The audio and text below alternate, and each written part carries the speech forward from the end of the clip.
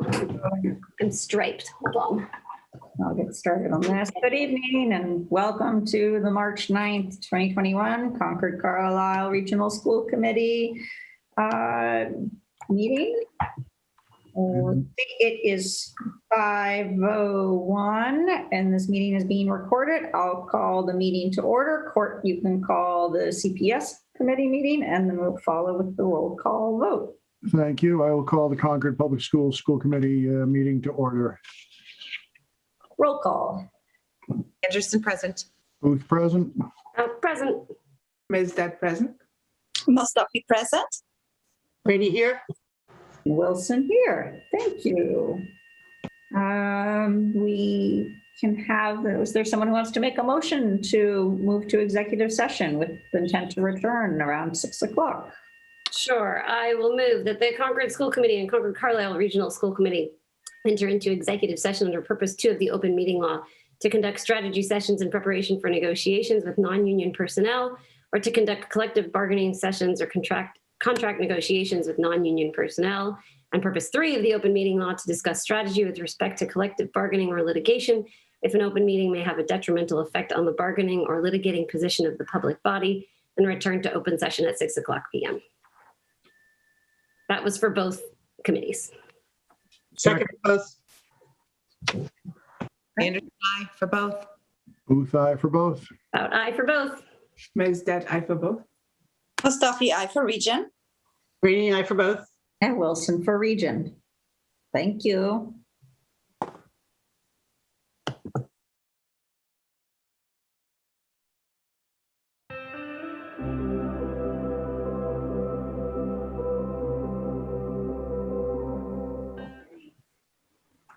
So we'll be calling both committees back into order in just a moment.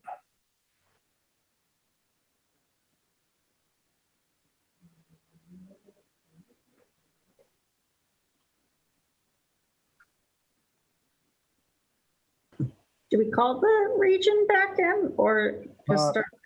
Yes, we certainly can forego that until 6:30 if you wish. That's fine. The Concord Public Schools School Committee is back in session at this point, and at this hour we will be opening up the public hearing on the Concord Public Schools budget for fiscal 2022. We're going to turn it over to Dr. Hunter, please. There'll be a presentation and then we'll open it up for public comments, please.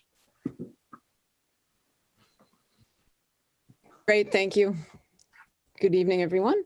So these are our required annual budget hearings. We're going to start with the Concord pre-K through 8 budget. So in a minute, Jared will, open us up with that and go through our current status and approach. I'm really grateful for collaboration with the Finance Committee, the schools committees, all the leadership at all of the schools. We did do a zero-based budget process again, which Gerald will indicate. You'll hear our assumptions going into this, which I'm glad we made the assumptions we did, that we'd be in a full return to school by the fall, which obviously we are even talking about doing in April. So that's a safe assumption, knowing there are still variables we won't totally be able to identify given the unknowns of where especially kids will be with the virus as we get ready to come back. So I think I'll let Jared open it up. There's some other places for us to talk a little more in depth as to the assumptions, and Jared will put the numbers with it and share the place we are. Great. Well, thank you very much. So I think we'll hold all the questions till the end, and I will go right through this. So just the current timeline. We are currently here at the public hearing. We're hoping to potentially have a budget voted by the 19th. Our deadline, though, would be the 26th, that Friday afterwards. Budget books will be available to the public on April 30th. The Finance Committee public hearing is on May 6th. Warrant articles are due in Concord on the 25th, and then June 13th is town meeting. So as you know, we've been looking at all scenarios that could be on the table for the fall. Initially, we budgeted for all of them, but then we had to accommodate for all of the options, knowing that we would have to pick a preferred option. Once we were able to do that, the budget really started to come together. The first would be that everyone is back in person. So prior to the mandate just announced, we had planned on it, so we did not have to do a major budget overhaul. We did not budget monies for any remote academy, which are running right now, but if there becomes a need, the money would come out of the CARES Act in contingency planning. The budget also does not include any supervisors, which is hundreds of thousands of dollars. But again, that would come out of the CARES Act. Substitute and professional development lines were replenished. And lastly, software was broken out by schools and department level and will be managed by the teaching and learning department. It's important to point out, though, that about 80% of the software used is either because of COVID or is assisting with the remote learning. This was a complete zero-based budget process. Every single line was built from scratch. We looked at all salaries, tuitions, professional development, supplies and materials, etc. It was a group effort. It really came together. Took us about 2 to 3 months, and it's a budget I think we're all very proud of. The recommended budget for FY22 for the Concord Public Schools is $41,708,424, which is 2.28% more than the FY21 approved budget. This is at the Concord Finance Committee guideline.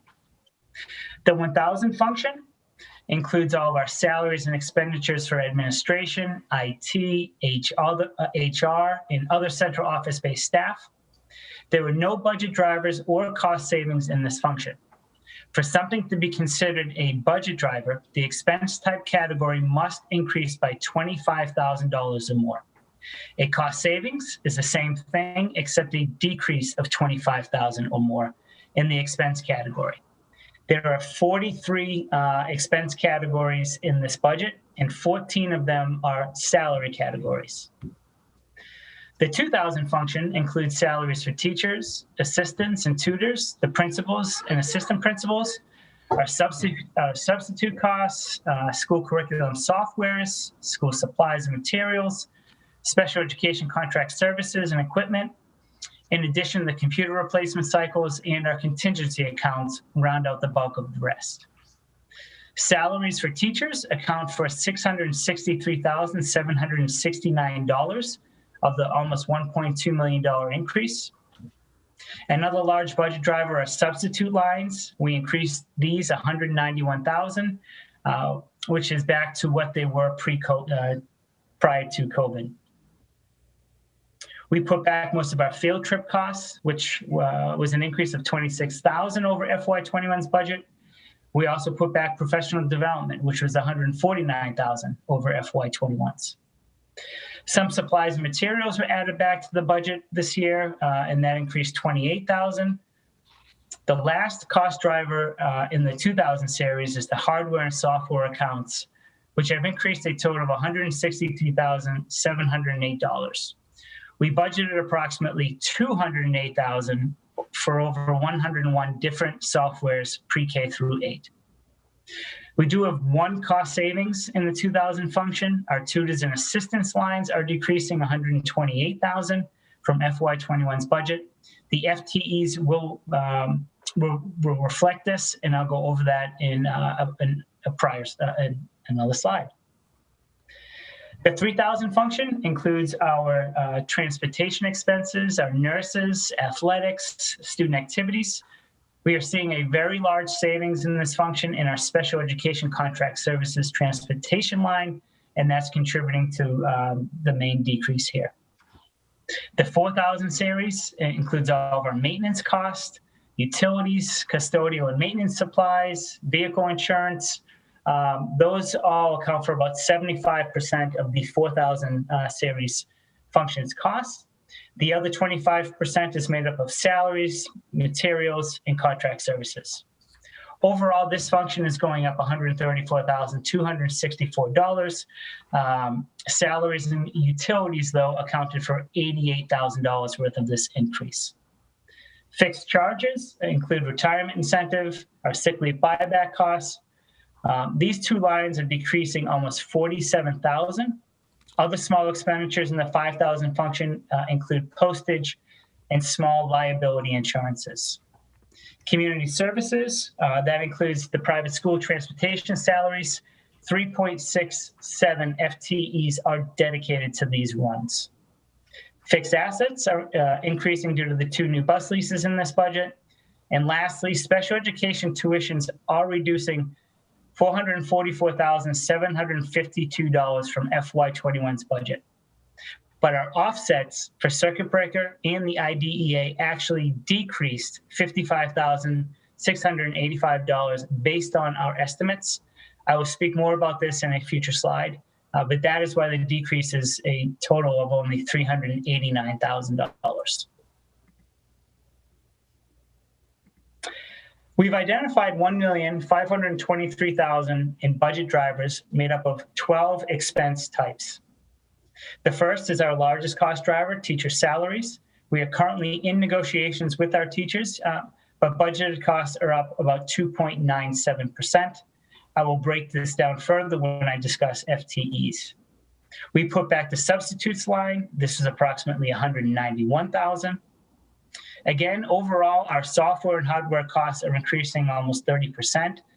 And we've identified over 101 different softwares that we use. The budget for curriculum software is approximately $208,000, but again, 80% of these are associated with COVID learning.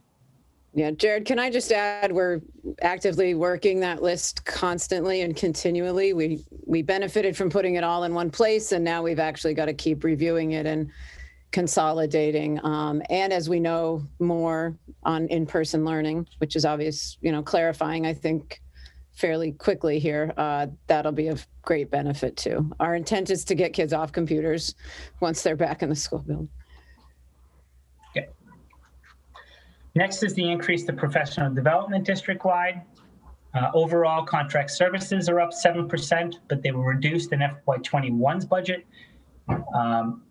This actual contract service request is $145,000 less than FY20's budget and $213 less than FY19's. As part of the 10-year bus replacement plan, we have 2 new bus leases in this budget. And salaries and maintenance, salaries for maintenance and custodians are increasing. We are in negotiations right now with both unions. We budgeted for an additional maintenance employee in FY20's budget, but never filled the position. We did not budget the position during the FY21 budget process, but the need to add this position after the fact was apparent due to the additional duties arising because of the pandemic. This budget includes an additional split maintenance employee that will hopefully allow us to continue to reduce our contract services line. Salaries for non-union employees have increased 3.97%. 20,000 of this is for a requested MECO coordinator position, and 40,000 of that position is budgeted in the MECO grant. The overall utility budget is increasing only 3.38%. For a number of years, the parent-teacher group picked up the majority of the student activity costs at the middle school. This is no longer the case. As discussed during last year's budget process, we had a balance in the revolving account that is now drying up. We created a new line in FY21's general fund budget and allocated $40,000 towards these costs, knowing that we would have to come to closely funding that in this FY22's budget. We expect total cost to be approximately $70,000 in FY22, and we do not anticipate to have much in this revolving account after this year. Nurses' salaries are increasing at 4.41%. Included in this amount is the CPS share of the lead nurse stipend. And lastly, that is the increase to the field trip costs. To offset the budget drivers, we identified $722,296 in cost savings. Again, our special education tuitions are down $444,000. In addition, we increased our IDEA grant offset from $400,000 to $440,000. But because we are sending less students out of district, our circuit breaker projected offset is decreasing $95,685. Concord's share of the FY22 case transportation assessment is decreasing 1.79%. In addition, we are receiving a credit of $117,000. Due to these two factors, we are realizing a $158,000 budget savings in FY22. As you know, the transportation assessments are based on 2 fiscal years prior, which helps us prepare for the swings much better. District-wide, assistance and tutor lines are decreasing $128,000 over FY21. I'll have more on this in a future slide. Lastly, we've seen the peak in the sick leave and early retirement incentive. The sick leave buyback line is decreasing by over $30,000, and the early retirement incentive is decreasing over $16,000. Teachers hired before the 1992-1993 school year are eligible to buy back 50% of their accumulated sick days up to 200 days or a max of 45,000.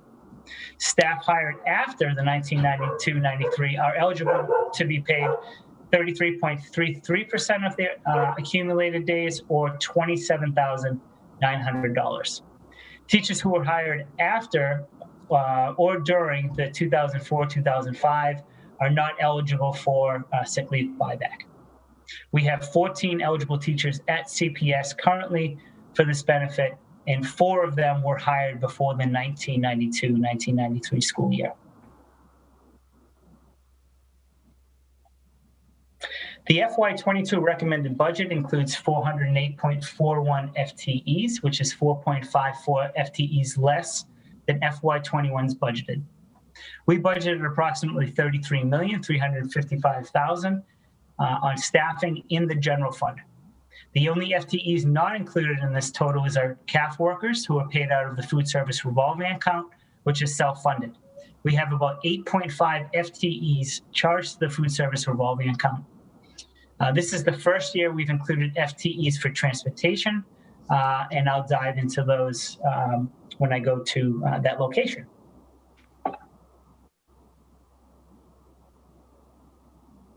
We budgeted $384,490 in our total MECO allocation toward teacher, tutor, and driver salaries. Based on the MECO director's projections, we expect to receive about $550,000. Other expenses in our MECO grant include small supplies and materials, small amounts for supplies and materials, contract services, and the rest is for transportation, supplies and materials, fuel, and insurance. We also budgeted $40,000 for the MECO coordinator, in addition to the $20,000 that is in the general fund. We use our Title I monies on tutor salaries and set aside $139,556 in FY22. And lastly, we increased our preschool tuition offset from $70,000 in FY21 to $140,000 in FY22. We charge preschool teacher salaries directly to this account.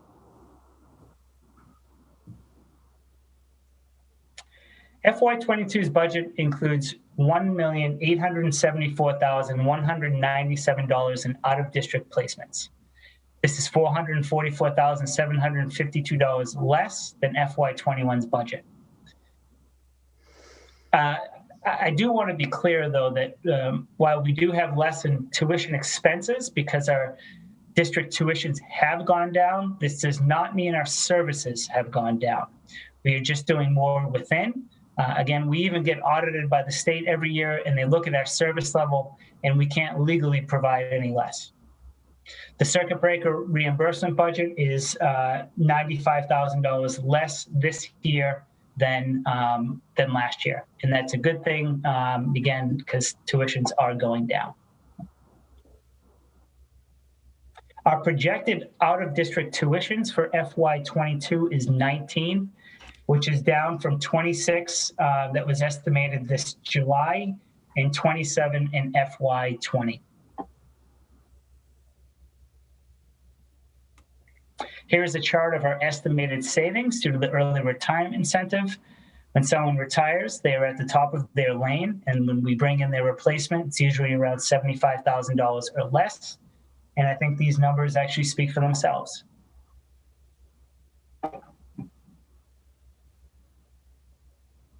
CPS has 22 buses, 2 of which are wheelchair buses. The oldest of the fleet are from 2008. As part of the FY21 budget, CPS has completed the procurement process of 2 new buses for delivery in April 2021. Delivery of a second electric bus from E-Line is expected in June or July of 2021. The second electric bus is funded through the Massachusetts Volkswagen Settlement Grant. We have 26.73 total drivers on the Concord side. 19.37 of these are for regular runs. 3.68 are designated for METCO, and 3.68 are designated for private school schools.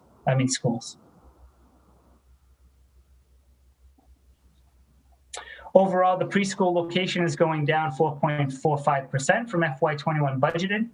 We have a total of 16.63 FTEs in our preschool program.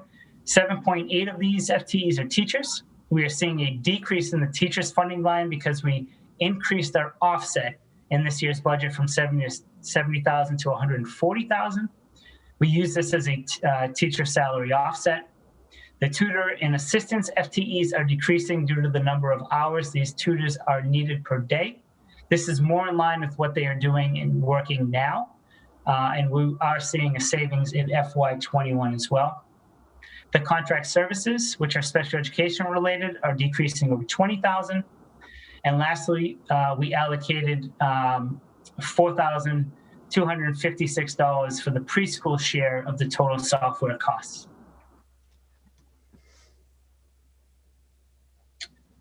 Overall, the district-wide elementary location is going down 3.7% from FY21 budgeted. We have a total of 14.2 FTEs in the district-wide elementary location. FTEs are decreasing because we moved the Director of Student Services, which is the minus 0.3 you see there in salary administration, and the out-of-district coordinator, which is the 0.1 in salary teachers, to the district-wide location. Both positions have been budgeted in a number of different locations throughout the years, and this will be a wash with district-wide increases when we get to that location. Field trip lines were reduced in FY21. Here you can see that we're replenishing them. Legal is being moved to one district-wide line account, but we level funded legal lines in FY22. The nursing line includes the lead nurse stipend for Concord, and that is that location. Alcott, the Alcott location is down 3.92% from FY21 budgeted. We have a total of 68.14 FTEs budgeted. This is 7.1 FTEs less than FY21's budget. Based on the current needs, 2 tutor and 2 assistant positions are being reduced in this budget. In addition, 3 teaching positions are being reduced due to enrollment projections at this time. The first is in kindergarten. We currently have 4 sections and we expect to need only 3. The projected first grade enrollment does not currently warrant 4 sections, and the 5th grade is a bubble class.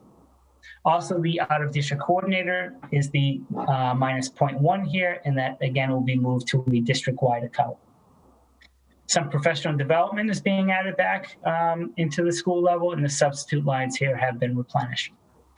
Additionally, Alcott's share of the software amount is $45,397. And lastly, we do expect to see some reduction in utility costs once the ERUs are done this summer. The Thoreau location is going up 5.71% from FY21 budgeted. We have a total of 75.84 FTEs budgeted in this location. This is 3.4 FTEs more than FY21's budget. The Thoreau School houses intensive learning programs for grades K through 2. We are now expanding that to grades 3 through 5. To do that, we needed to add an additional tutor, an additional assistant, and an additional intensive needs special education teacher. There is also a need for an additional 0.5 speech language pathologist position.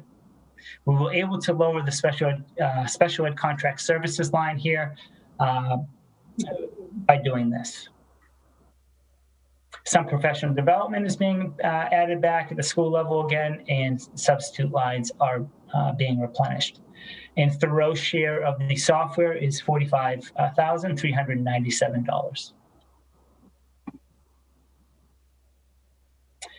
The Willard location is going up 6.65% from FY21 budgeted. We have a total of 73.51 FTEs. This is only 0.03 FTEs more than FY21's budget. Willard had a 0.87 overall FTE reduction in tutors and assistants from the budgeted FTEs. There was a need for an additional 1.0 intensive needs special education teacher. And again, the 0.1 FTE of the out-of-district coordinator's position is being moved to district-wide. So that is how you got the overall 0.03 FTE increase. Again, professional development and substitute lines are being replenished, and Willard's share of the software is $46,894. The middle school location is going up 4.62% from FY21 budgeted. Contract services are going up $34,000. The majority of this is in special education contract services. We reduced this line in FY21, but we needed to put money back, which will be more in line with our actuals. The FY22 request is still less than the FY16 to FY20 budgeted. The professional development substitute lines were reinstated. We have a total of 108.1 FTEs budgeted for teachers. This is 1.8 FTEs lower than the FY21's budget. I'm sorry, the 108.1 is total overall budgeted in at the middle school. In salary administration, the director of student services is being moved to district-wide. Again, this is a wash. The tutors and assistants are being reduced 2 FTEs. And then there's an increase overall of 0.5 FTE in the teachers line, but there are some moving parts. The English line is decreasing. The reason for this is because we moved a 1.0 ELL teacher to its own line. In addition, the teacher went from a budgeted 0.8 in FY21 to a budgeted 1.0 in FY22. As you know, grade 6 has clean teams where ELA, math, science, and social studies are assigned to one team without any teachers being split across grade levels. Last year, we added 0.8 science and 0.8 social studies to grade 7, so that has been clean this year. ELA and math staffing was increased prior to Dr. Hunter's and Mr. Cameron's arrival, which allowed for growth to clean teams without additional staff. We are requesting a 0.8 science FTE and a 0.8 social studies FTE to grade 8 this year. Doing this now allows for the benefits to kids and teachers of clean teams. It also gives us the planning time to maximize the opportunity of the new school when space is arranged in local pods, while currently the facilities detract from the possibilities substantially. In addition, we are reinstating the applied technology position that we left vacant this year due to retirement and COVID impacts. The special education teachers' FTEs are decreasing 2.1. These are primarily because the needs of the incoming 6th grade class is less. We are adequately resourced at Peabody without replacing them for at least FY22. Lastly, we had a Spanish position, a vacant Spanish position because of an impending retirement that was originally budgeted as a 1.0, but was recently reduced to a 0.6 due to the expected need and numbers coming up from the 5th grade level. So that is how we got to the overall 0.5 FTE increase in the teachers line. And lastly, the middle school share of the software is approximately $66,764. The district-wide location is increasing 0.11%. We have some large drivers and some large cost savings. The first large increase is in our maintenance contract services, which are increasing $87,000 over FY21's request. We reduced this area in FY21, but that was a one-year reduction. Our maintenance and custodial supplies and materials are decreasing $41,213 in FY22. In fact, custodial and maintenance budgeted supplies for FY22 are $57,000 less than FY17's budget, $95,000 less than FY18's, $120,000 less than FY19's, and $132,000 less than FY20's. When it comes to our maintenance and custodial budgets, we continue to refine our zero-based process and reclassify expenditures correctly. The supplies, materials, and contract services lines make up the bulk of the maintenance and custodial budget lines, excluding salaries and utilities. FY22's request is significantly less than FY20's and FY19's, and I just wanted to point that out.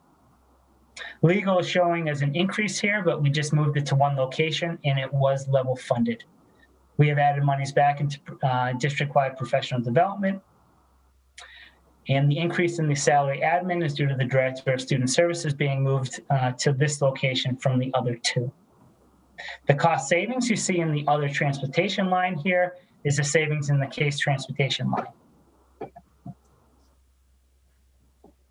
Salaries for teachers is increasing 1.1 FTEs, but is due to a few moving parts. 0.2 of this is due to a district-wide behavioral specialist.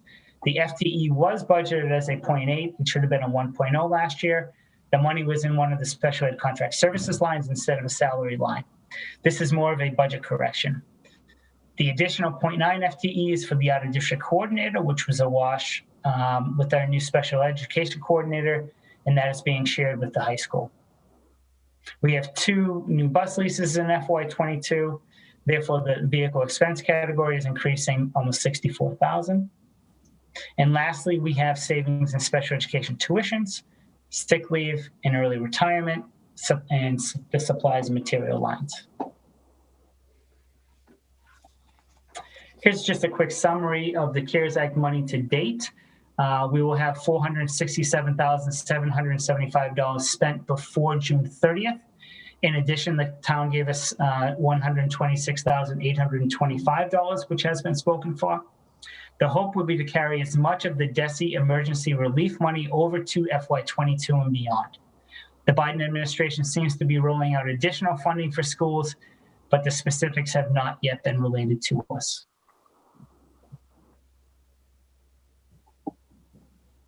And that is the CPS budget.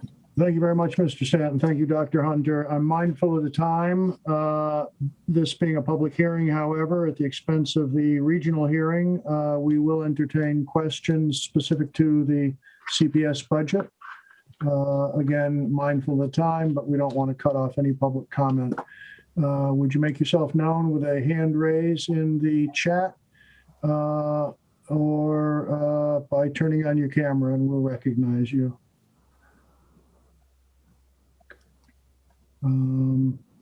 Mr. Benjamin, do you have a question for us, sir? Yes, I do. Thank you. Yes, Todd Benjamin, Sudbury Road. My question is about professional development, and there was a figure pertaining to professional development that stated it was $149,703. Is that the correct amount, or was that was that the correct amount for professional development? Correct. Okay. That was the increase. That was the We increase. did have some, it's more in line with previous budgets. We did decrease it in FY21, and this is replenishing that. So what is the total amount for, if that's the increase, what is the total amount of professional development cost being projected? Sure. The total amount budgeted right now for professional development is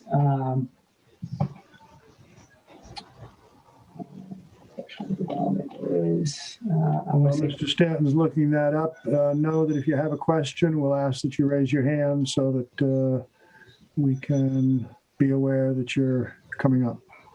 So we budget $304,535 for professional development. 304, 535. Oh, I'm sorry, that was the high school amount. My apologies. I have that for CPS. If you have that question for the high school, that is that amount. At CPS level, it is, pardon me. It's all right. You got a lot of numbers. Yeah. So $549,147, which is an increase of $149,703 over FY21's. Gotcha. Okay, thank you. And then the last question I have about professional development is one that I raised at a meeting previously. And at least for the elementary schools, there are 30 professional development days a year. And I'm just wondering how that compares to other districts, why that amount of professional development days is necessary. It seems like an inordinately large amount of professional development days. Would you like me to answer that? Yes, please. So that's very akin to our like districts around us. Very akin to have a half-day professional development for teachers at elementary. We still meet all of the required DESE requirements for time on learning, which is the mandate that we must meet. So it's a very invaluable time for teachers to plan together, collaborate. We run a lot of formal sessions for them. They do a lot of data meetings, grade level meetings, et cetera. It's really how we sustain all that we do the other 4.5 days. Thank you. Good, thank you. Are there other questions? I'm seeing none in the chat. Correct me, I'm on protocol. I believe we asked for a motion to close the public hearing. So moved. And is there a second, please? Second. This will be a Concord Public School Committee roll call. Please. Anderson, aye. Booth, aye. Out, aye. Mesdat, aye. Rainey, aye. And we will turn to the regional chair, Sarah Wilson, please. Hi, good evening. Welcome to the FY22 Concord Carlisle School Budget Hearing. The purpose of this public hearing is to invite comments from members of the public regarding the FY22 Concord Carlisle School Budget that is pending before the school committee. After Dr. Hunter and Jared share the numbers, then we will hear comments from persons present who wish to speak for, against, or neither for nor against the proposed FY22 Concord Carlisle School Budget. And once the public hearing has commenced, there can be no motions or votes until the hearing has officially concluded. And I have a motion to open the public hearing on the FY22 Concord Carlisle School Budget. So moved. Second. Anderson, aye. Booth, aye. Out, aye. Aye. Rainey, aye. Wilson, aye. Sorry, Laurie, did you want to start? Yeah, and I'll be very brief. I think comments I made about the CPS budget pertain. We've obviously had a extraordinary year at the high school and needed to make assumptions going into the fall, which we have, and Jared will outline most of those. You heard a little bit, I think, coming off of CPS, some things needed to get reinstated because we had decreased it. Other things are going up in the same sorts of compensation that, coming in budgets and COVID, we had really zero-based that. And now in zero-basing a full return, we've had to build back up a bit here and there. What's not in here, Jared will mention, our student supervisors with the assumption that teachers are all back in person. We did not plan for remote learning for the kids, not knowing whether that'll be required of us. So that would need to come out of CARES Act funds. So Jared will hit the highlights. I think it's a pretty stable budget we're bringing forward without too many ups and downs. And overall, we're in good shape, which those of you who were here a few years ago will remember some of our, more difficult conversations at the regional budget. And we're now in really solid footing. So Jared, why don't you take it from there and we'll talk as we go. All right. So again, just the the timeline, here we are at the public hearing. Warrant articles due to, we hope to have the budget voted by the 19th. Again, we have until the 26th. I have been working with Carlisle officials to get some dates, but nothing is concrete quite yet. Budget books will be available to the public on April 30th. The Concord Finance Committee public hearing is May 6th, Carlisle to be determined. The 25th motions are due to Concord, and then the town meeting for Concord is on June 13th, and I think Carlisle is still working out their dates. So just like the CPS budget, we've been looking at all the scenarios, and they're all on the table for the fall. Initially, we budgeted for all of them, but had to try to accommodate for all options, knowing that we had to pick a preferred option. Once we were able to do that, the budget really started to come together. The first would be that everyone is back in person. We did not budget monies for any remote academy, which are running right now, but if there becomes a need, that money would come from the CARES Act and contingency planning. This budget also does not include student supervisors, which would cost tens of thousands of dollars. Substitute and professional development lines are fully replenished. Athletics and co-curricular lines were fully funded. Lastly, software was broken out by school and department level and will be managed by the teacher and learning department. It's important to point out that about 80% of the software used is either because of COVID or is assisting with the remote learning.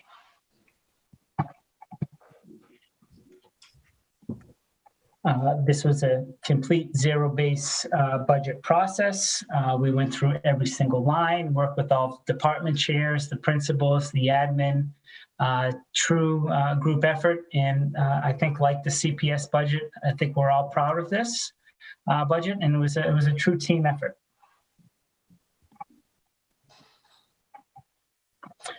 So the recommended budget for FY22 is $35,759,374, which is a 2.29% more than FY21's approved budget. This also is at the Concord FinCom Committee's guideline. The 1000 function includes all the salaries and expenditures for administration, IT, HR, and other central office-based staff. There were no budget drivers or cost savings in this function. For something to be considered a budget driver, the expense type category must increase by $25,000 or more. A cost saving is the same thing, except a decrease of $25,000 or more. There are 52 cost categories in this budget, and 17 of them are salary categories. Other 1000 function expenses include supplies and materials for central office, equipment, contract services, insurance, some district-wide software and hardware, and other central office utilities. The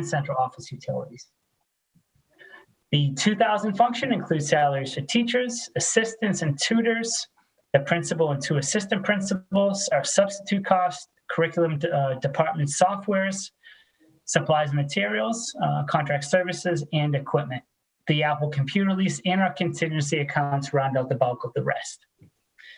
Salaries for teachers account for $660,000 of the $943,000 increase. Another large budget driver was due to the CARES Act offset the region had in the FY21 budget.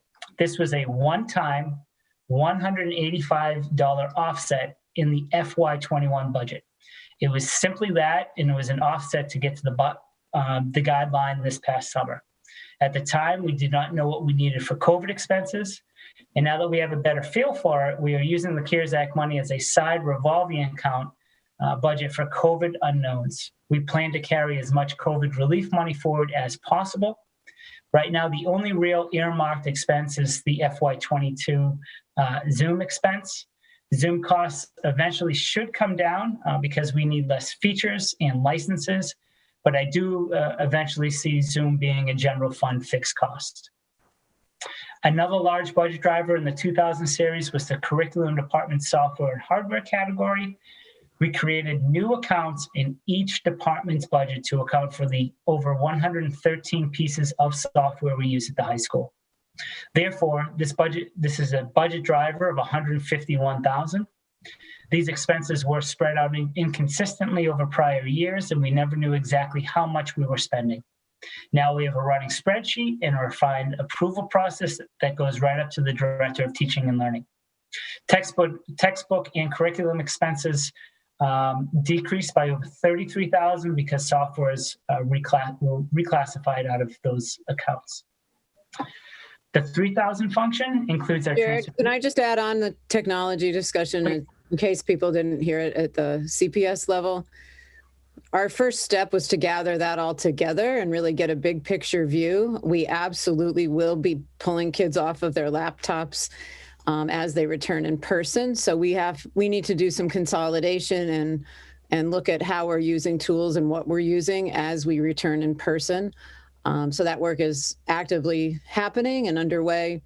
And I just want to be sure everyone understands the commitment. We're really in the transition point as we had to build the budget. And that's an absolute, promise going forward that the kids will not be on laptops all day, every day as they return in person. Thanks, Jared. Great. The 3,000 function includes our transportation expenses, nurses, athletics, radio station, and co-curricular expenses. The largest budget driver in this series is nursing salaries. This number includes an additional 1.0 nurse FTE. The 4,000 function includes all of our maintenance costs, including custodial and maintenance salaries, contract services, and supply and materials. Overall, this function is going up $143,659. Contract services are increasing $52,000 because we reduced it last year because of COVID. Contract services are now in line with the FY17 to FY20 budgeted. We are hoping to cut down with the contract services because we're adding an additional maintenance employee that will mostly be dedicated to the high school. Therefore, the combined salaries for maintenance and custodians are increasing $76,000, which is the other cost driver. We will be bargaining with both of these unions in the next few months. Fixed charges include our audit contracts, retirement, early retirement incentive, and sick leave buyback, our insurance and other post-employment benefits, and other expenses such as workers' comp, unemployment, and Social Security. We are over the peak of our early retirement incentive, and this line has been reduced by over $30,000. After a large increase to the unemployment line due to the COVID unknowns, we decreased it back to level funding. Our projected health insurance expenses are $100,000 less than FY21's budget, but we do expect there to be a savings in that line this year. Our retirement incentive is the only other budget driver in this function, and that is going up $91,000. Fixed assets include some of our equipment accounts and buses and vehicles. This line is going up mainly due to the 2 new bus leases that are part of our 10-year fleet management plan. Debt service is continuing to decrease. And lastly, our special education tuitions are decreasing by over $285,000, and the school choice and charter assessments are decreasing $81,000.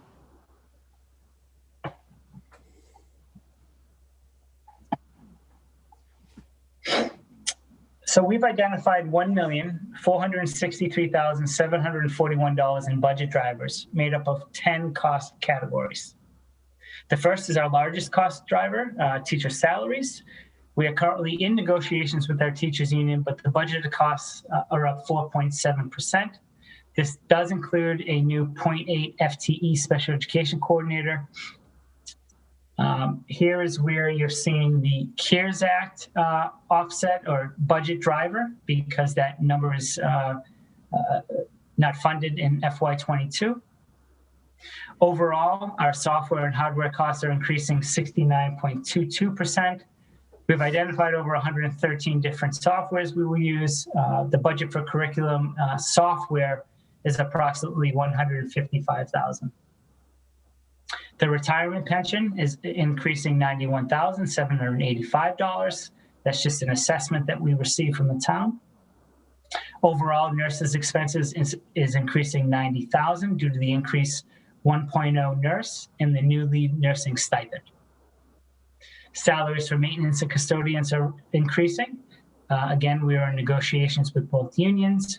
We budgeted for an additional maintenance employee in FY20's budget, but never filled the position. We did not budget that position during the FY21 budget process, but the need to add this position was apparent due to the additional duties needed because of the pandemic. This budget includes an additional split maintenance employee that will hopefully allow us to continue to reduce our contract services lines. And we have 2 new bus leases in this budget. The salary for support staff is going up $107,000.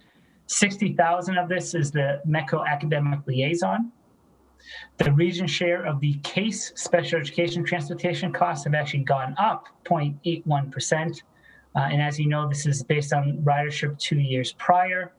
Total assessed costs are going up only $39,641 because we are also receiving a credit of $86,190. If we did not receive that credit, the total budget increase would be over $126,000. And then overall, contract services line are up 3.8%, and that's mostly due to maintenance and custodial.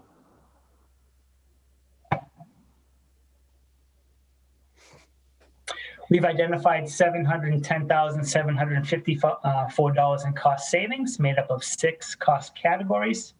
Overall, special education tuitions are down $272,886, and the circuit breaker offset increased an additional $12,450. Debt has decreased. Overall, the insurance expense category has gone down $95,945. Included in this is medical insurance for active employees and retirees, and those 2 things account for 97% of the costs. And smaller expenses such as public liability insurance and vehicle insurance are also included in this cost category. Charter assessments and school choice assessments are projected to go down a significant amount. The region school choice enrollment has been dropping. We had 7 sending pupils in FY18. We are down to just 1 according to the FY21 data. Similar story with charter enrollment at the region. It went from 4 in FY20 down to 1 in this year's numbers. The salaries for assistants and tutors has decreased 3.37 FTEs based on FY21's budgeted. The total budget savings for FY22 is $54,643. All tutors currently staffed are accounted for in this budget. The curriculum and textbook lines are down 41.6%. Many of these lines went to fund digital textbook subscriptions and software in the past, which are now budgeted in the software lines.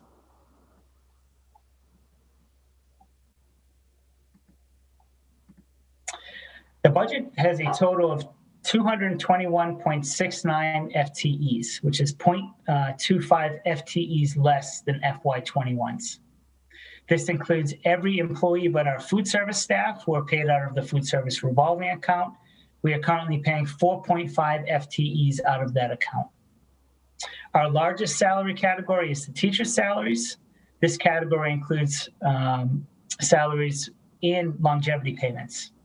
This budget includes an additional 0.42 FTE increase, although there are some moving parts that cause this increase. In English, we had 15.88 teacher FTEs budgeted in regular ed English in FY21. In FY22, we have 15 budgeted. In FY21's budget, 1 English teacher was budgeted as a 0.5 in this section and a 0.5 special ed, and is now 0.75 FTE in this line and 0.25 FTE in special ed. Overall, this is a wash, but for this line's purpose, it is an increase of 0.25 FTE. Another position that was budgeted as a 1.0 in this section in FY21 is now a full 1.0 in special ed. So again, an overall wash, but we are now at minus 0.75 FTE in English. Another position went from a 0.88 FTE to a 0.5. So we are now at a negative 1.13 FTE in English. And lastly, an English teacher who was budgeted as a 0.5 FTE in FY21 is now budgeted as a 0.75. This last increase of 0.25 gives this line a total decrease of 0.88 FTE. The world language teacher section is increasing 0.25 FTE in FY22 based on the projected enrollment in Chinese. In math, a position is being reduced from a 0.75 FTE to a 0.5 FTE. Another position is going from a 0.5 FTE to a 1.0. And lastly, we are reducing one budgeted section due to enrollment, but that change actually happened in FY21 and the retirement position was not filled. The special education teachers line is increasing 1.8 FTEs. The reason for this is the 1.0 English teacher is now housed here as a 1.0 special education English teacher. Lastly, a portion of the requested K-12 special ed coordinator is budgeted here, and that's how we got to the increase of 1.8.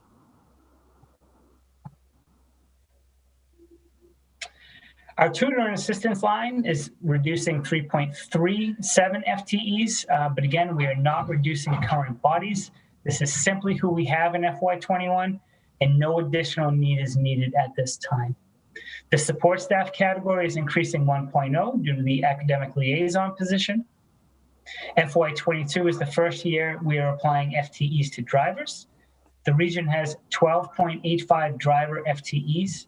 Of the 12.85, 2.38 FTEs are charged directly to the MECO grant, and this accounts for approximately $76,000. We are increasing the maintenance department's FTEs by 0.9 over FY21's budget. This is split with the CPS budget. We are increasing the nurses at the high school due to need from 2 FTEs to 3. And again, we also budgeted a lead nurse stipend in this line.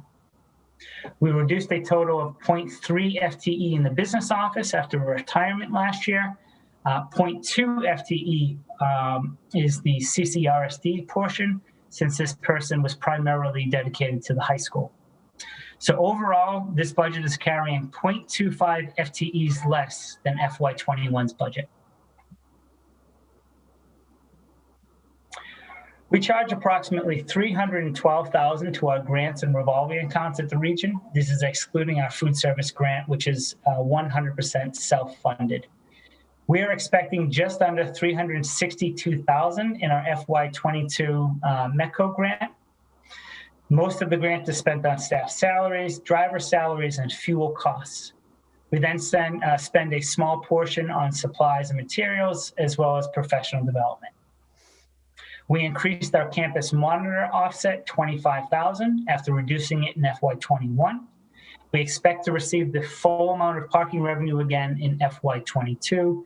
And to date, we've received over $43,000 this year, when we thought we would get roughly $25,000. So that's a positive.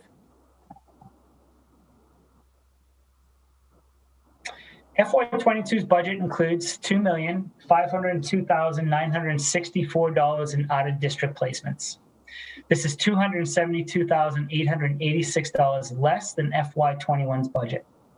Again, I want to be clear, we have less in special education out-of-district expenses because our out-of-district tuitions have gone down.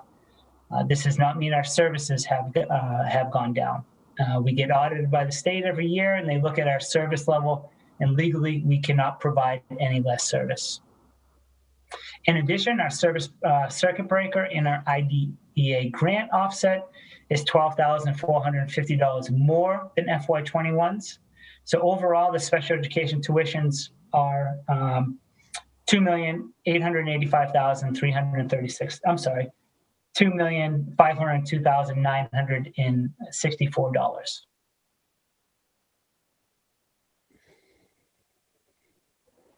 At this time, we are projecting 32 out-of-district students, which is down from 35 in FY21.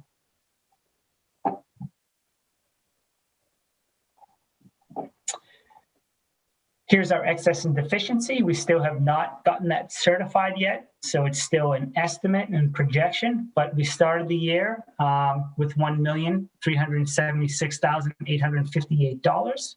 We received in FY20 $569,750 more in revenue than budgeted in FY20. That is atypical. That normally does not happen, but we'll take it. We also ended the year with a surplus balance in the general fund of $67,994. We are also using $300,000 to offset the FY21 budget, but this is what we call reserved to reduce. Therefore, I'm estimating our E&D balance to be $1,714,604, or 4.99% as our E&D level for FY20. Here's a chart of our estimated savings due to the early retirement incentive. When someone retires, they're at the top of their lane, and we bring in their replacement usually at $75,000 or less. And again, I think these numbers speak for themselves, and the incentive paid dividends.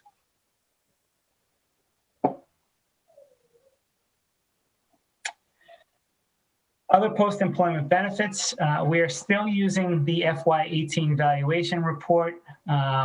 We did think that we would have it updated by this point. Unfortunately, that is not the case. But we do, once we receive that report, we do expect these numbers to change, and hopefully the contribution amount will be lowered. The FY18 plan design changes, notably the addition of the high deductible health savings plan, had a positive impact on our recent OPEB valuation. The FY 2018 reductions also had a positive impact on the June 30th, 2019 valuation. However, underfunded FY19 and FY20 OPEB contributions will negatively impact future valuations. We now anticipate completion of the June 30th, 2020 OPEB by March 30th. I hope. This table right here, it just shows the region's OPEB funding schedule as of June 30th, 2018. A FY22 contribution of $548,087 is required to meet the determined 2038 100% funded target date. District administration recommends level funding OPEB contributions at $550 through FY22 in order to mitigate the FY19 and FY20 underfunding amounts. The region has 22 buses, one of which is a wheelchair bus. The oldest of the fleet are from 2008. As part of the 2021 FY21 budget, the district has completed the procurement process of 2 new buses for delivery in April of 2021. And we have 2 additional bus leases in this FY22 budget. Healthcare premiums continue to rise at a pace greater than inflation. FY21 active employee premiums increased 1.5% and 6.5%, depending on carrier and plan. Smaller increases of 1% to 5.5% are expected in FY22. Retiree health insurance premium rates increased between 8 and 16% in calendar year 2018. Calendar year 2021, rates will increase between 1.6% and 5%. Beyond premium increases, the cost of retiree health insurance increases proportionately to the number of eligible retirees. Because the population of eligible retirees continues to increase, the district does expect retiree health insurance to be the fastest growing expenditure over the next decade.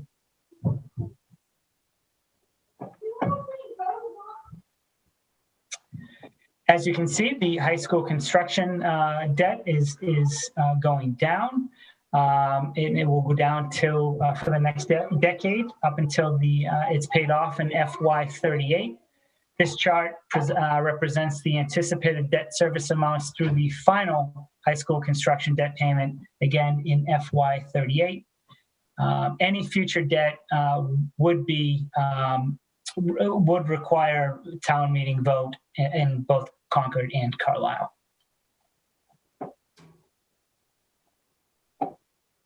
Here's a summary of the CARES Act money to date. We will have the $297,000 spent before the June 30th. The hope will be to carry as much of the DESE emergency relief money over into FY22 and beyond. The Biden administration seems to be rolling out additional funds for schools, but the specifics are unknown to us at this time.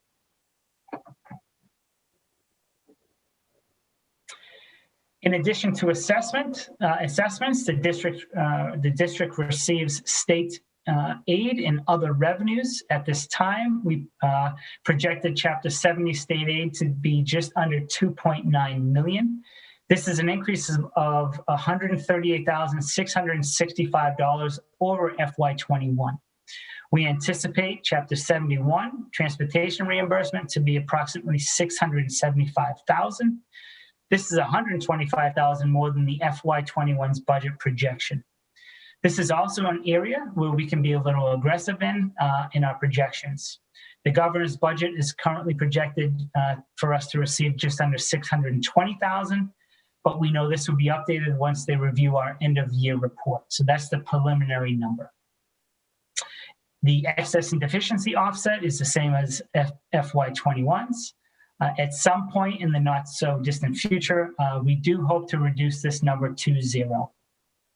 The interest revenue is decreasing $80,000 based on FY21's amount, and we are only expecting $25,000 in FY21.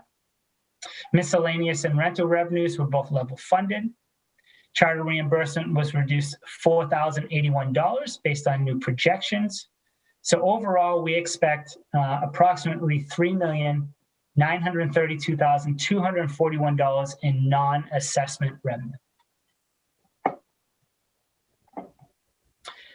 Assessments are based on the October 1 enrollment. On October 1st, Concord had 77.32% of the students and Carlisle had 22.68%. These numbers do drive everything. The superintendent's request is $35,759,374. The first box starts with our operating budget, which excludes transportation and debt. After reducing the state and local revenue, the slide that we actually just went over, the amount to assess is $27,565,949. From there, we assess the transportation costs after we apply the Chapter 71 reimbursement. The amount of transportation assessment is $90,931. And then after that, we break out the debt. Therefore, the region's budget is increasing 2.91% without debt and 1.99% overall with a decreased debt service. Concord's guideline is for non-debt assessment only, which is now where we currently are.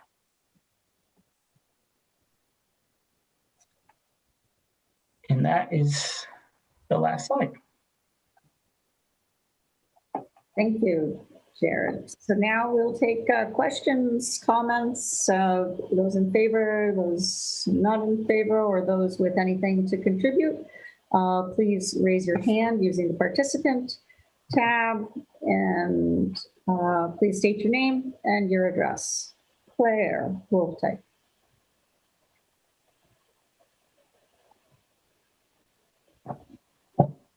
Claire?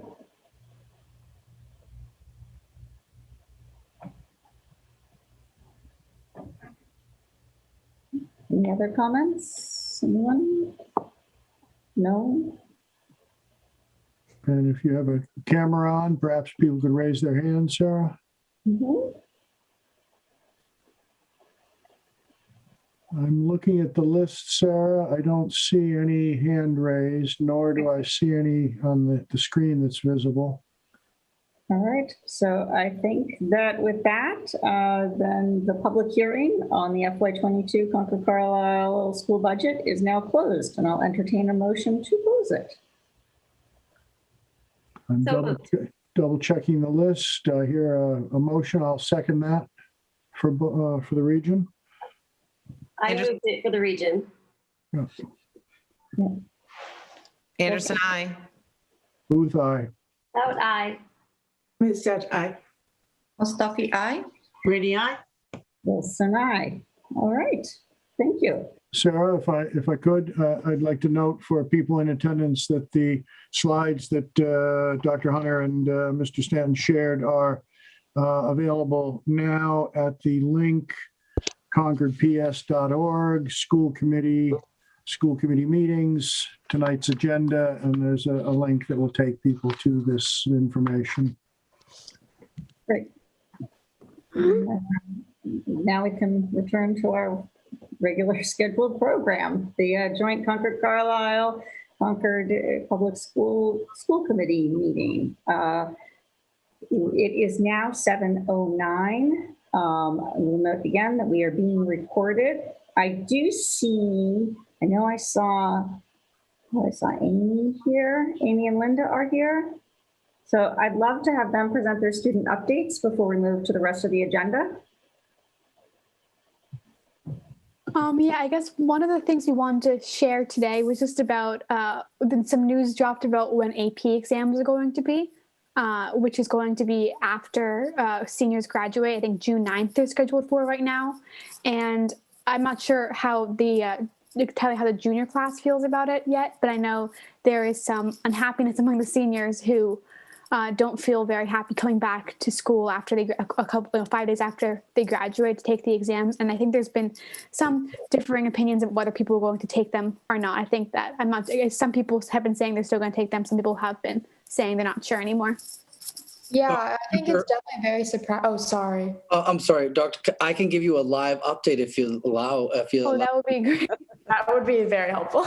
Yeah. So, and I'm sorry to do this, but it's relevant. So, we have. So the issue is we have MCAS testing, AP testing, and a mandate for more kids coming back.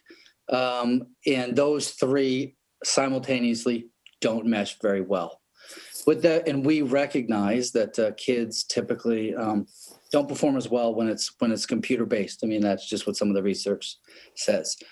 With that being said, so we have nearly 600 tests that are going to be, actually it's more than that, almost 700, roughly 400 kids taking 700 tests.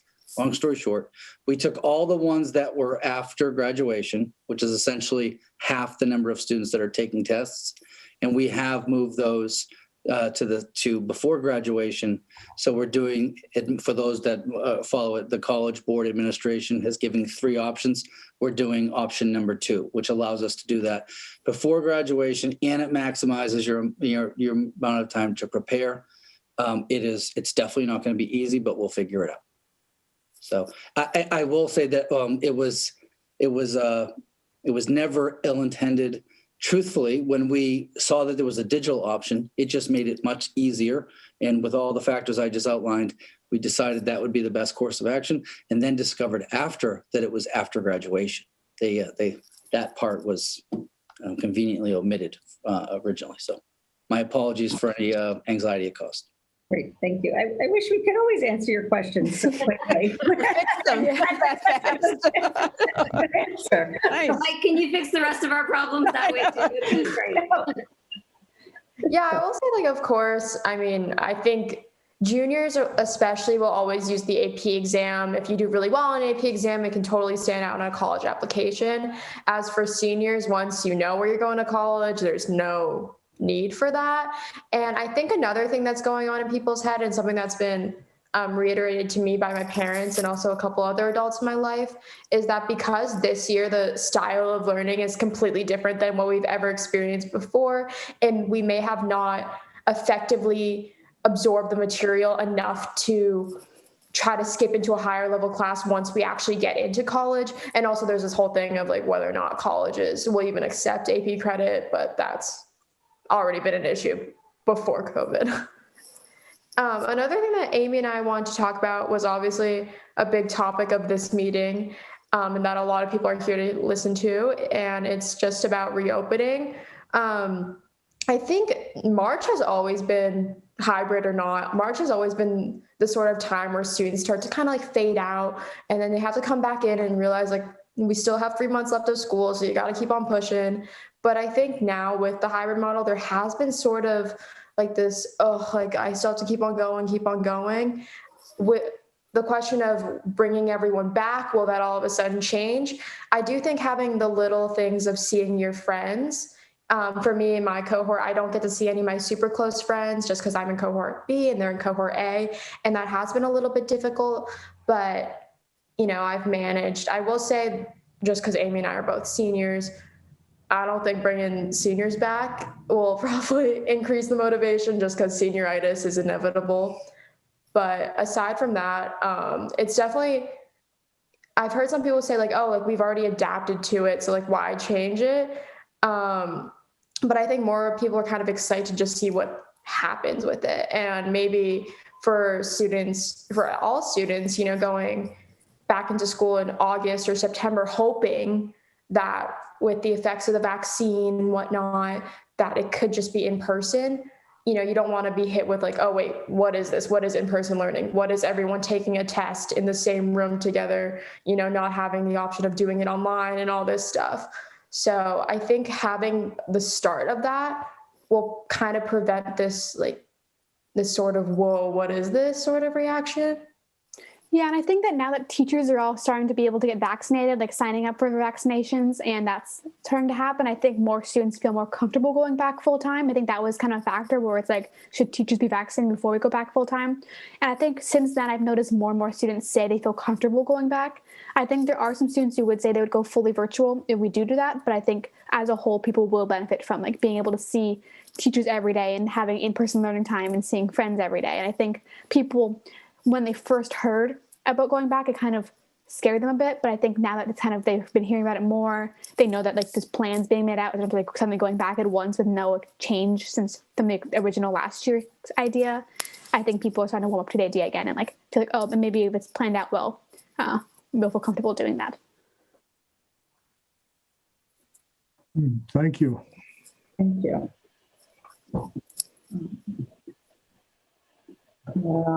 I think then now it's Amy and Linda, you don't have any more questions and nothing else to share? Okay, great. Thank you.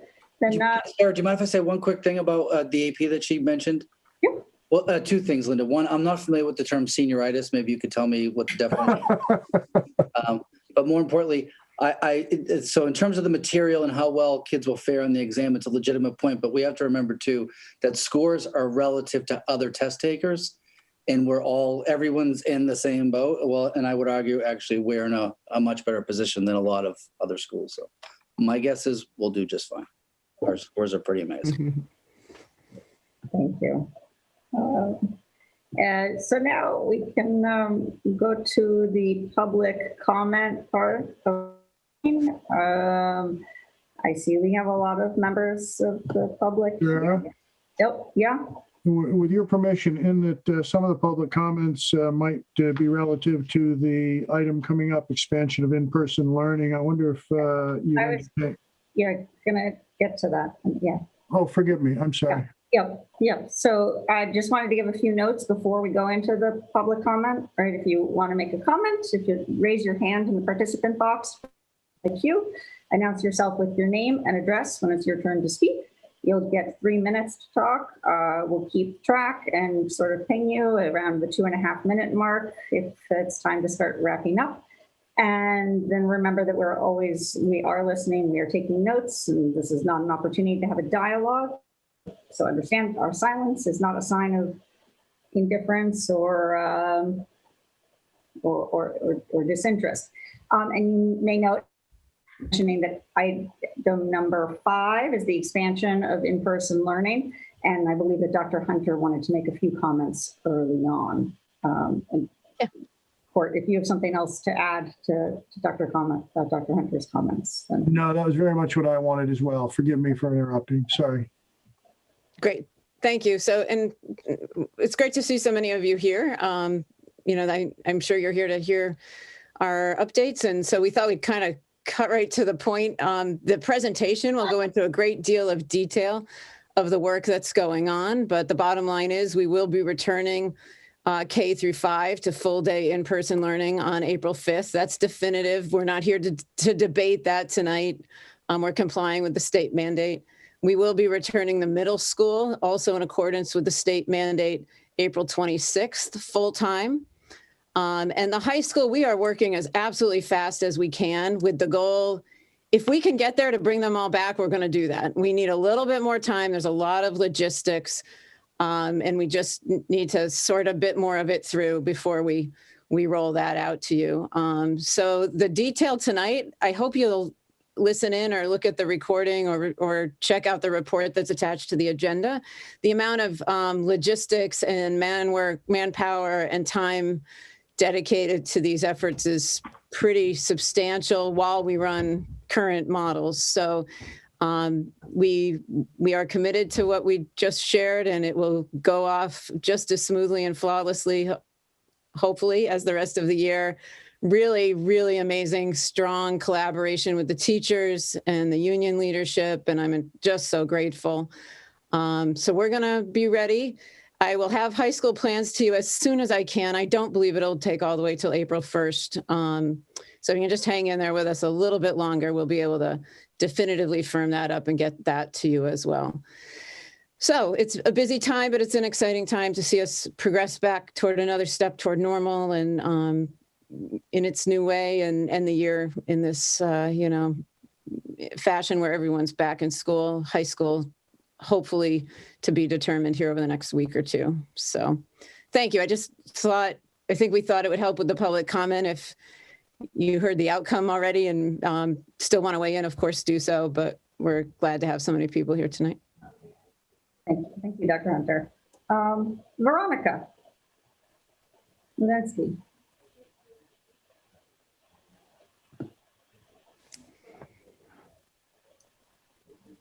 Veronica, I'm not seeing. If you put on your video, then we can be brought to the front of the screen. Oh, no. Okay. Rebecca.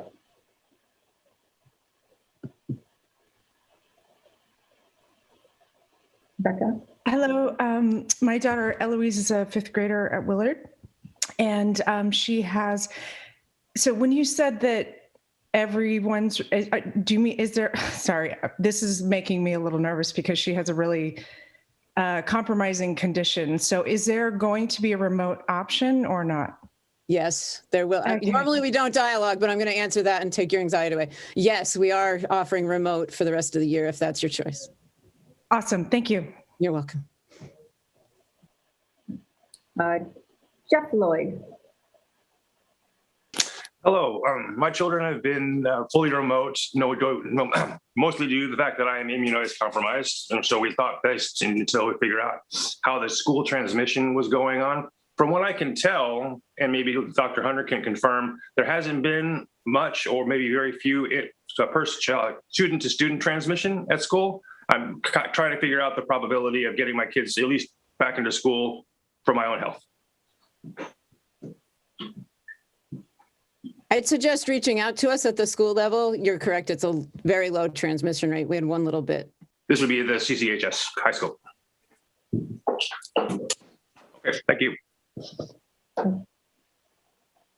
Are there any other comments, questions, thoughts? No? Court, I'm not seeing. No, I don't believe so. I've seen the videos, so new people. Okay.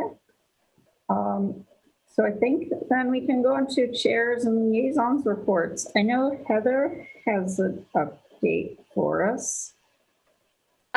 Sure, and it will dovetail with Courts because I know he has some building committee stuff too. This is just Concord, so we'll keep it very quick. I know Court was going to talk about the design stuff.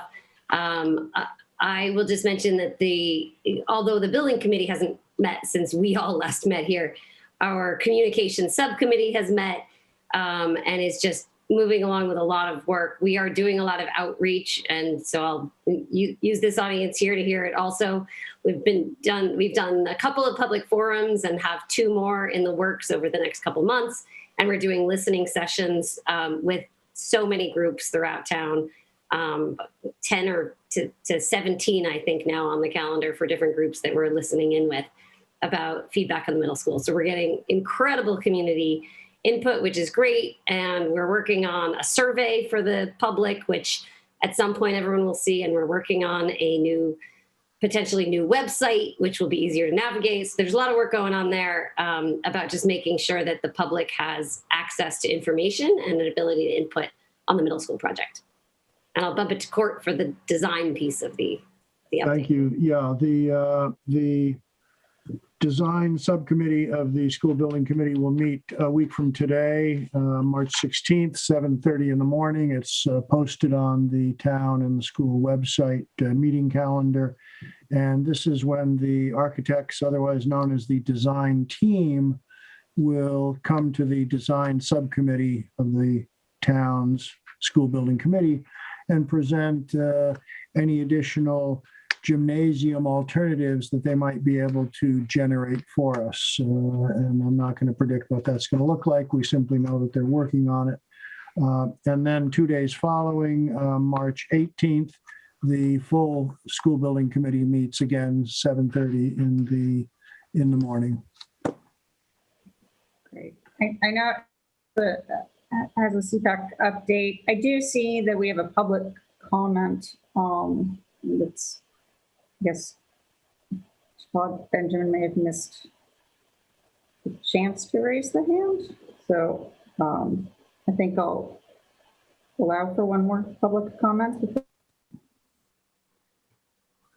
Okay, thank you. I appreciate it. Thank you for letting me speak. So I share in everyone's excitement about the impending return to full-time education for our kids. Our kids have waited far too long for this. However, as it pertains to elementary school students, I and others are still confused as to why our kids must wait until April. Through my conversations with people involved with elementary school operations, it has been mentioned time and again that there's no reason these students cannot be in school full-time in 2 weeks. This was mentioned to the school committee several weeks ago, providing plenty of time for return to school on March 15th. Why then are our children being deprived of their education? Every single day of learning is vital, especially this year. So please explain the exact reasons our children cannot be in school on March 15th. I also asked the school committee and the superintendent to tell us when discussions about increasing in-person learning time began. The last agenda item to this effect was September 29th, 2020. In the interim, there have been COVID updates, but these have been devoid of any talks or plans to get our kids back to school and devoid of any metrics to that effect. If, as is claimed, discussions have been happening about increasing in-person learning time, then why haven't these discussions been mentioned at school committee meetings? I have not heard of any plans of the many meetings that I've attended since the beginning of the year, nor are there any mention of these plans in the meeting minutes. Furthermore, if discussions have been occurring, why, as mentioned in the expanding in-person learning document that the superintendent circulated this week, are there references to seeking further guidance from DESE, to getting data to form proposed plans, to continuing outlining options and resources to fully staff the new model, to getting a staff survey to identify the needs of teachers to support the full-time model, and to identifying the plan to increase in-person learning for the high school students? All of these items should have been figured out months ago. Yet the agenda topics for the school committee meeting show discussions about everything except getting our kids back to school. Furthermore, lastly, why do we need further guidance? Private schools, charter schools, and public schools understand the need to educate their kids, and they aren't waiting. Your most recent survey shows that 80% of parents across all ages want more in-person learning. To our testing staff and students, we have low case counts and have had low case counts for a while. There is no excuse for further inaction. So I repeat, please explain the exact reasons our children cannot be in school on March 15th, and please tell us when discussions about increasing in-person learning time began. Thank you. Thank you, Mr. Benjamin. That's relative to the Concord Public Schools. So I will will note that this is not a dialogue, but I will invite Dr. Hunter simply to mention a couple of the logistics that she's working on if she wishes, noting that that's going to be forthcoming with additional information. Would you care to take one moment on any of the logistics in front of us? I think We you're have working. not at this time. We have an extensive presentation coming up in a few minutes. All the building principals are here. I think Perfect. we'll let the report speak for itself. I think very good. Thank you. Thank you, Mr. Benjamin. Okay. And at this time, I think we're not taking any more public comments. We've got a big agenda still to get through. So, okay. Eva. Yes, just a quick update from CPAC, March 25th. CPAC will have another meeting. It will be during the day. The information will be on the corrected on the website. Other than that, that's it. Thank you. Anybody else? Yeah. Sarah, we heard from the Concord Celebrations Committee today in regard to Patriots Day.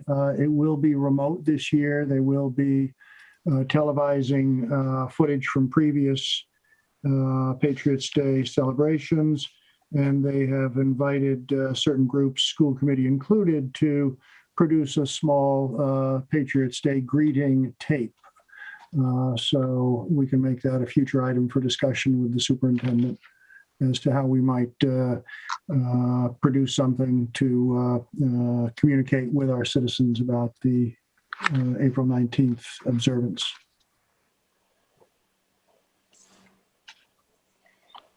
And if I didn't mention it, that communication, forgive me, came from Minuteman Media Network. Great. If there are no more reports or updates, then correspondence. Court, I think yours is brief. From the Concord Public Schools side, no, we did not receive anything since last Tuesday. Okay. And on the regional side, we received 2 correspondences, both related to expanding in-person schooling, one advocating for preserving the 6-foot distance or keeping hybrid as an option for people who are not comfortable with that, and one advocating for moving forward in an expeditious way. Okay.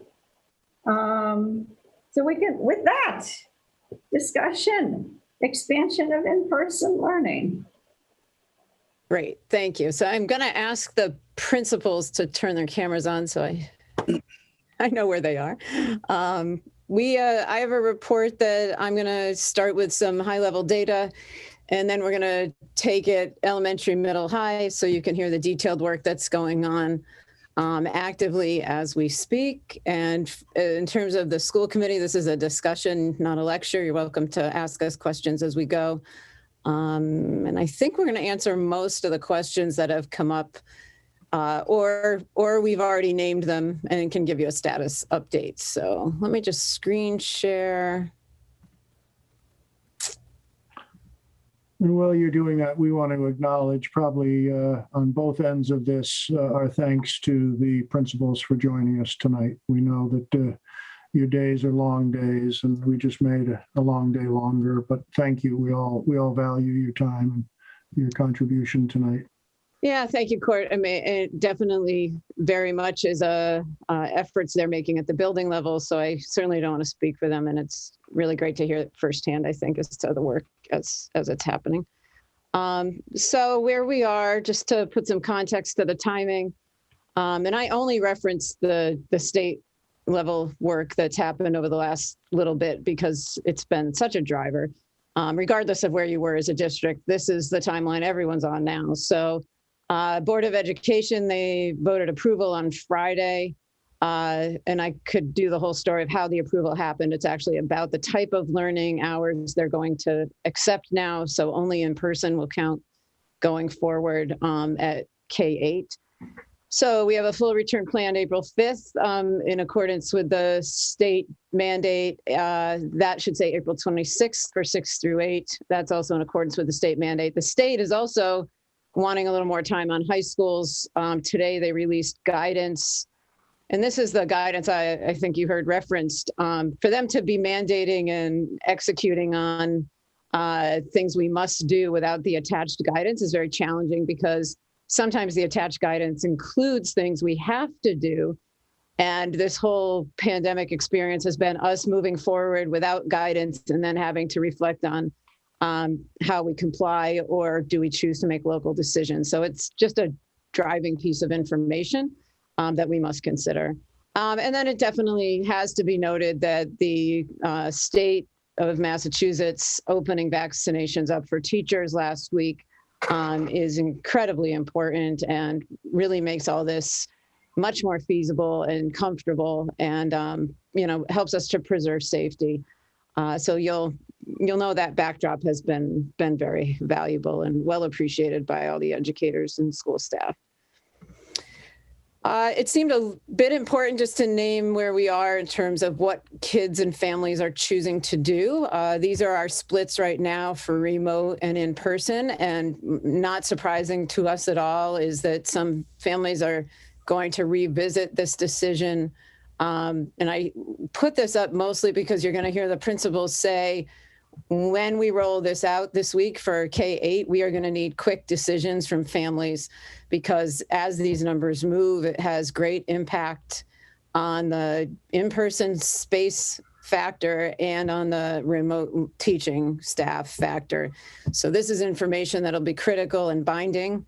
Once you tell us if your changing plan is what we'll be asking. Once that's communicated to us this week, K-8, we are going to have to ask you to stick to it. So open invitation.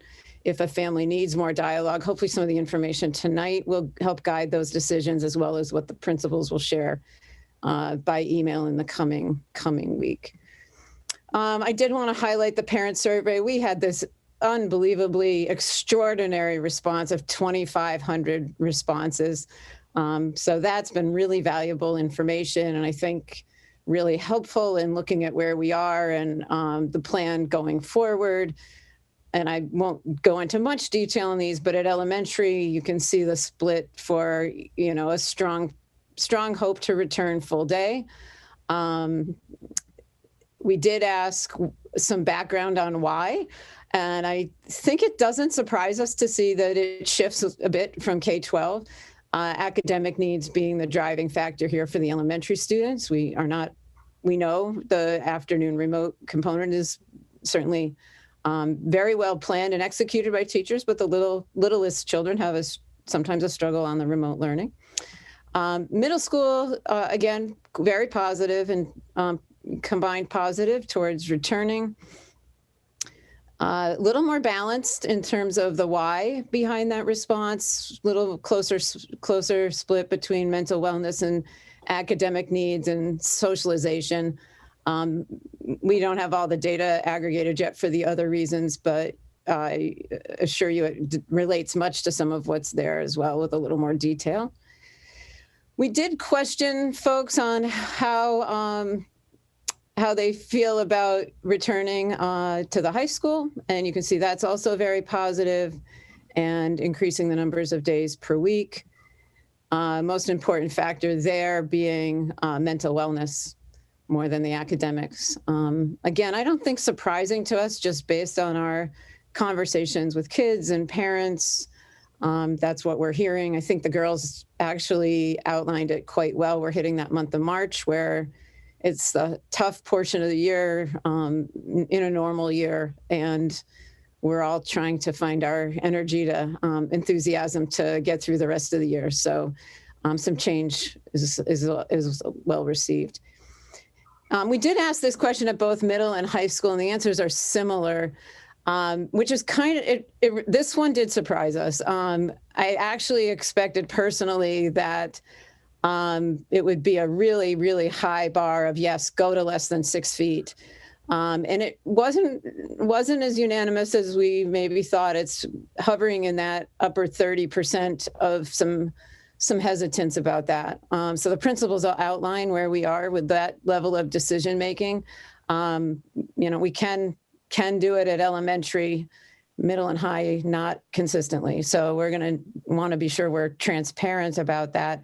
You know, the one question we didn't ask, which is what we're about to ask, is how they correlate. If it's less than 6 feet, are you going to return as we offer more time? And that's the data we need now. Important piece of information. Yes, we have started testing. We've done 2 weeks of student testing, a little bit longer with the staff. Last week we tested, you can see the numbers are up from the week before, 1,230 kids. I can't stress enough our level of hope and urge that everyone will engage on the testing. As we compromise the 6 feet, this is what's going to help school spread from happening. And, you know, I think the one thing going into bringing kids back and the space diminishing, if we get school spread, the safety factors allowing us to stay open might not hold, and we'd end up going remote for a week or two. So I just ask that everyone think about participating. Just a little detail, often we hear it's about quarantine, and we are turning around the follow-up tests when we get a positive pool, which doesn't happen very often, in 24 hours. And then we know who the individual is. And that's the group that quarantines. That would happen anyway. And that's actually the point, right? That we contain and quarantine those who have actually been exposed or those with the virus. So that ask will continue because that's an important one. And we are funded through the state till the middle of April. I cross all your fingers and toes the Biden administration is going to help us with that as the new stimulus package rolls out. I'm now going to turn it over to the principals. So the 3 elementary principals are here. I will have them come front and center. They're going to talk us through the work that they're doing. I will just flat out answer that there is time required to all of this transition. It's a very massive undertaking. You'll hear some of the planning that's going on right now, and it's actively underway. And much of it could not be done until you'd actually put out a timeline and worked out to the timeline to meet the goal. So principals, do you want to come forward? I think when you start talking, we'll be able to see you. And, happy to, Dr. Hunter. I'll go first. I'm Matt Lucy. I'm the building principal over at the Willard. And thank you again for allowing us to be here tonight. And it is going to be a goal that we share with the school committee to make sure that it's safe and achievable, good for kids, and a safe environment for learning. So this is going to be a similar process to what we did over the summer. So again, we had a few months to do so in the summer, a lot of good work, and we're compressing that now. But we have a roadmap, and we also have months of experience where we know what is keeping our building safe. So we're going to be maintaining those protocols. So the 6-foot distance, we're going to keep in place. We're going to be, of course, maintaining cohorting, and we also monitor and stipulate access and egress into buildings. We're going to continue to have mask breaks outside. Continuing to manage congestion as well as pool testing. So we're going to be driven by safety. And we firmly believe that because we have great staff and parents who care and who are quick to support us and care about the well-being of the children, that they will follow our lead. And if we all do our part, we will continue to have safe environments. The Remote Learning Academy will stay in place. As Dr. Hunter said earlier, it will be maintained in the exact same format that it has been, with the same teachers who have been delivering it. We will, again, survey all those members of the Remote Learning Academy to see if they would like to return. Again, we just completed a prior survey to see who wanted to come back, but now that things have changed very quickly at the state level, we will ask again. But to Dr. Hunter's point, it's going to be imperative that people respond to the survey and commit. And this is going to be, honestly, the last time that we can really provide an opportunity to return to school. So we will be getting out word this week, and then we anticipate that we'll need to have information back by this upcoming Monday. But as always, any of the principals at the 3 elementaries will be very happy to speak to parents if there are questions. The lunch protocol, we're going to be outside. We live in New England. It's now the mud season, but soon it'll be the somewhat non-mud season. But we have blacktop and we have other ways, and we also have tents that are on the way. We're committed to having a safe lunch environment. If it's raining cats and dogs, we will be inside, but we'll do so in a way that keeps people safe, similar to when we would have days in the winter where we would have to have an indoor snack break, which was very infrequent. We in each building got our classes out regularly. On those days when we did have snack breaks, it would be a case where students would stay at their desk. They would eat quietly, meaning no conversations, and that an adult would read a book, or they could watch a content-related video. So that's what it would look like on those days when we couldn't get outside. We do anticipate that we're going to need additional staff. So that's going to be somewhat time consuming. We need to find the right people to be with our students. And there's still some reluctance to enter a building these days to find help that's willing to come.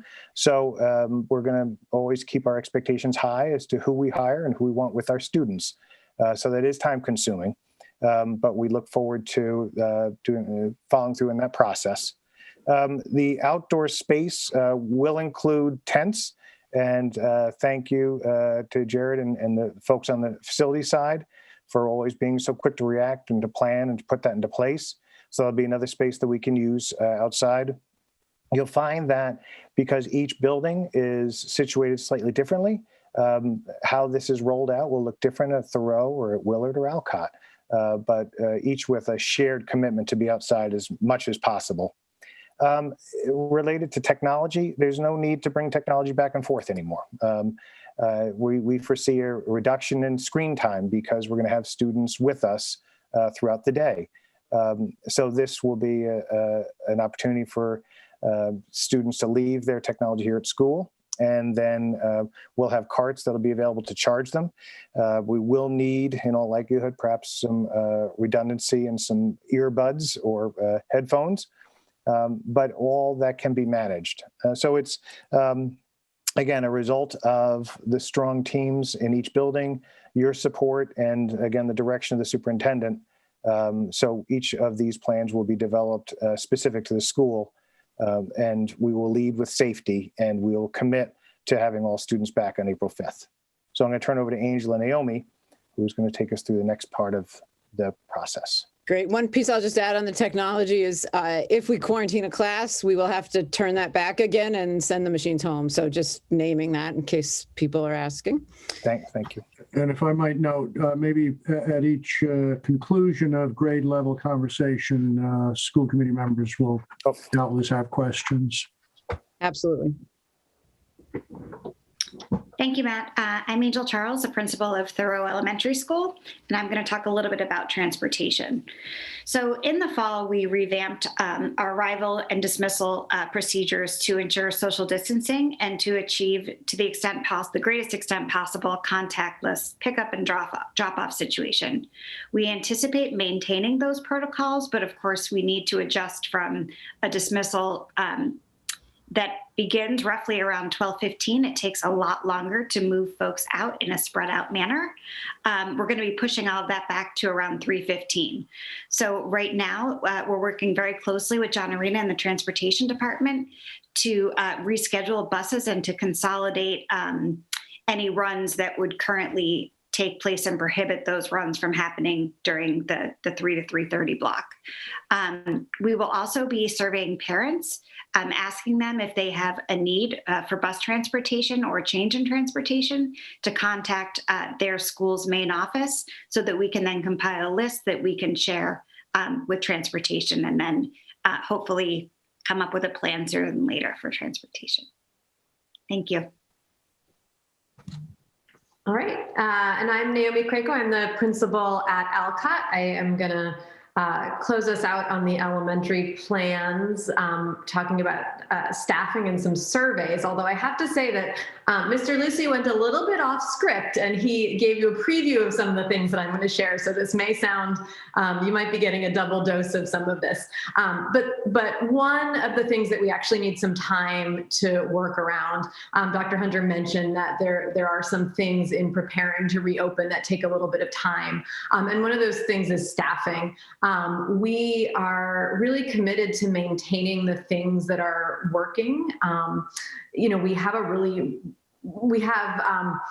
a pretty complicated schedule as far as elementary schools goes this year, with mornings and then with afternoons, with our specialty schedule. And so we're trying to maintain as much of that as possible, just for consistency's sake for students and staff alike.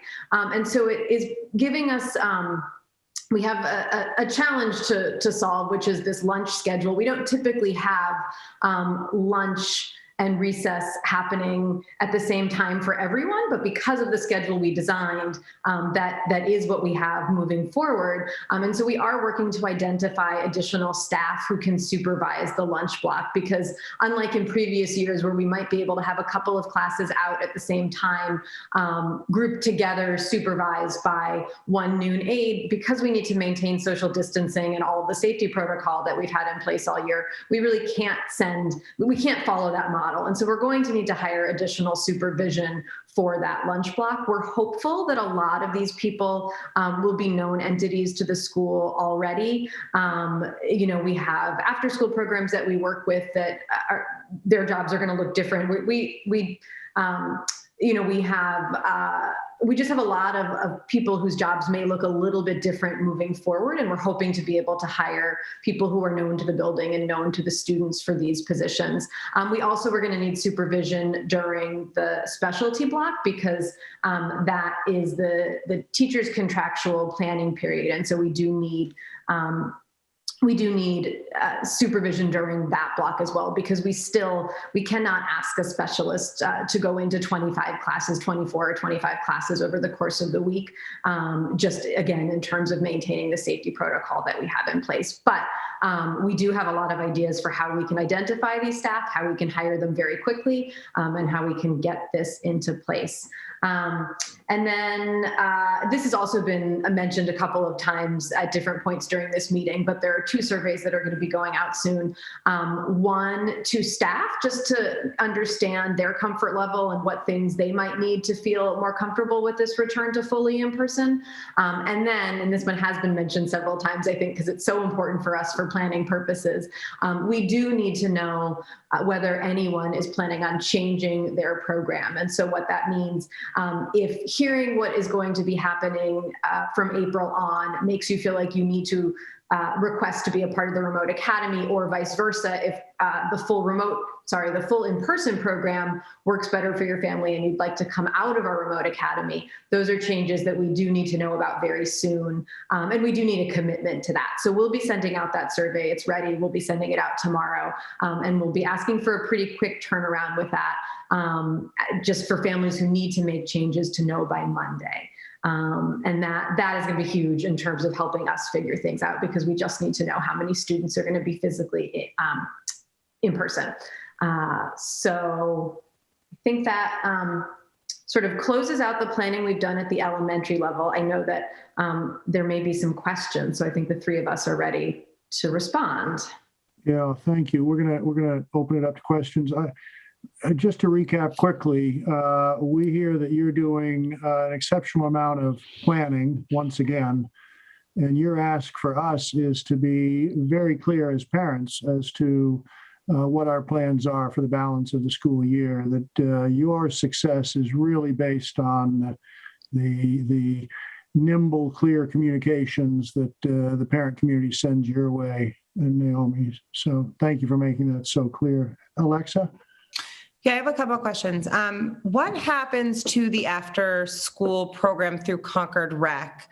Obviously those first hours, that like 12 to 3 block kind of goes away, but for parents to take advantage of like the extended day to 6 p.m., are the kids staying in the building?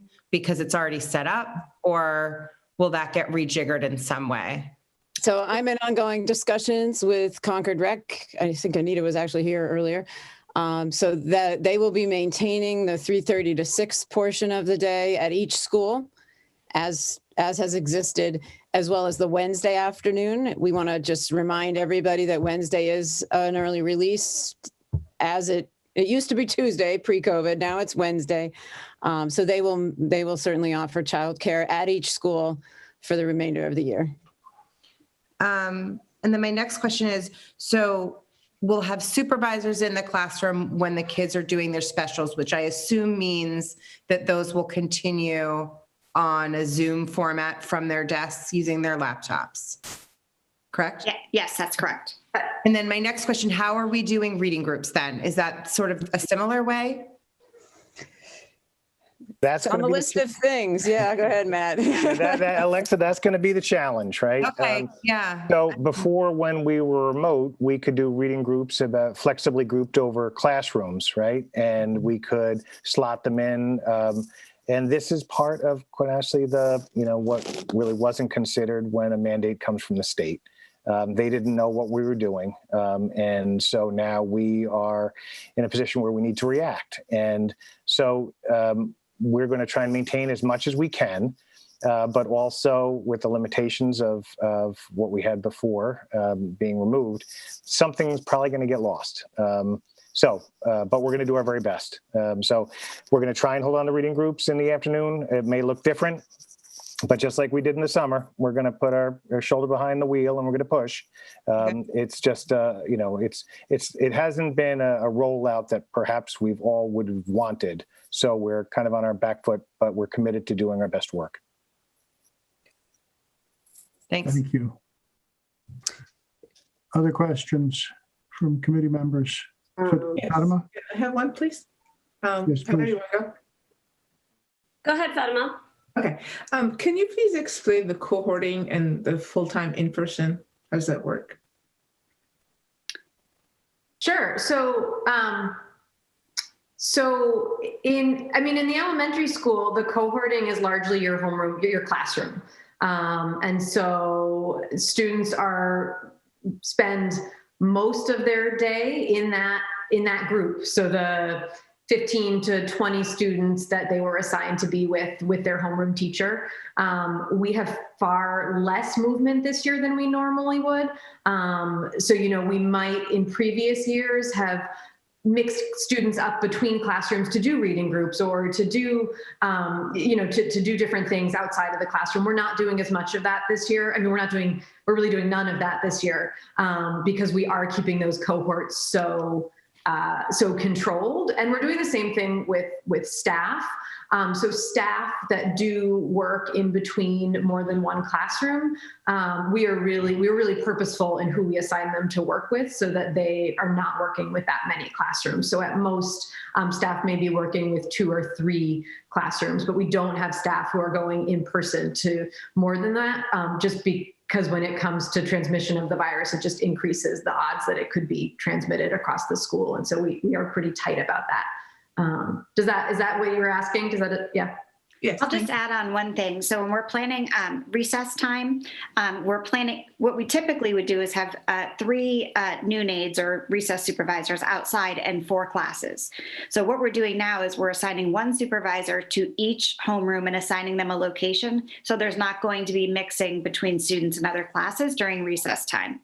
And I also wanted to just share one anecdote just to let you know. And I was mentioning our contactless arrival and departure. Some students enter into their classrooms from a door that connects to the outside, and they also exit through that door.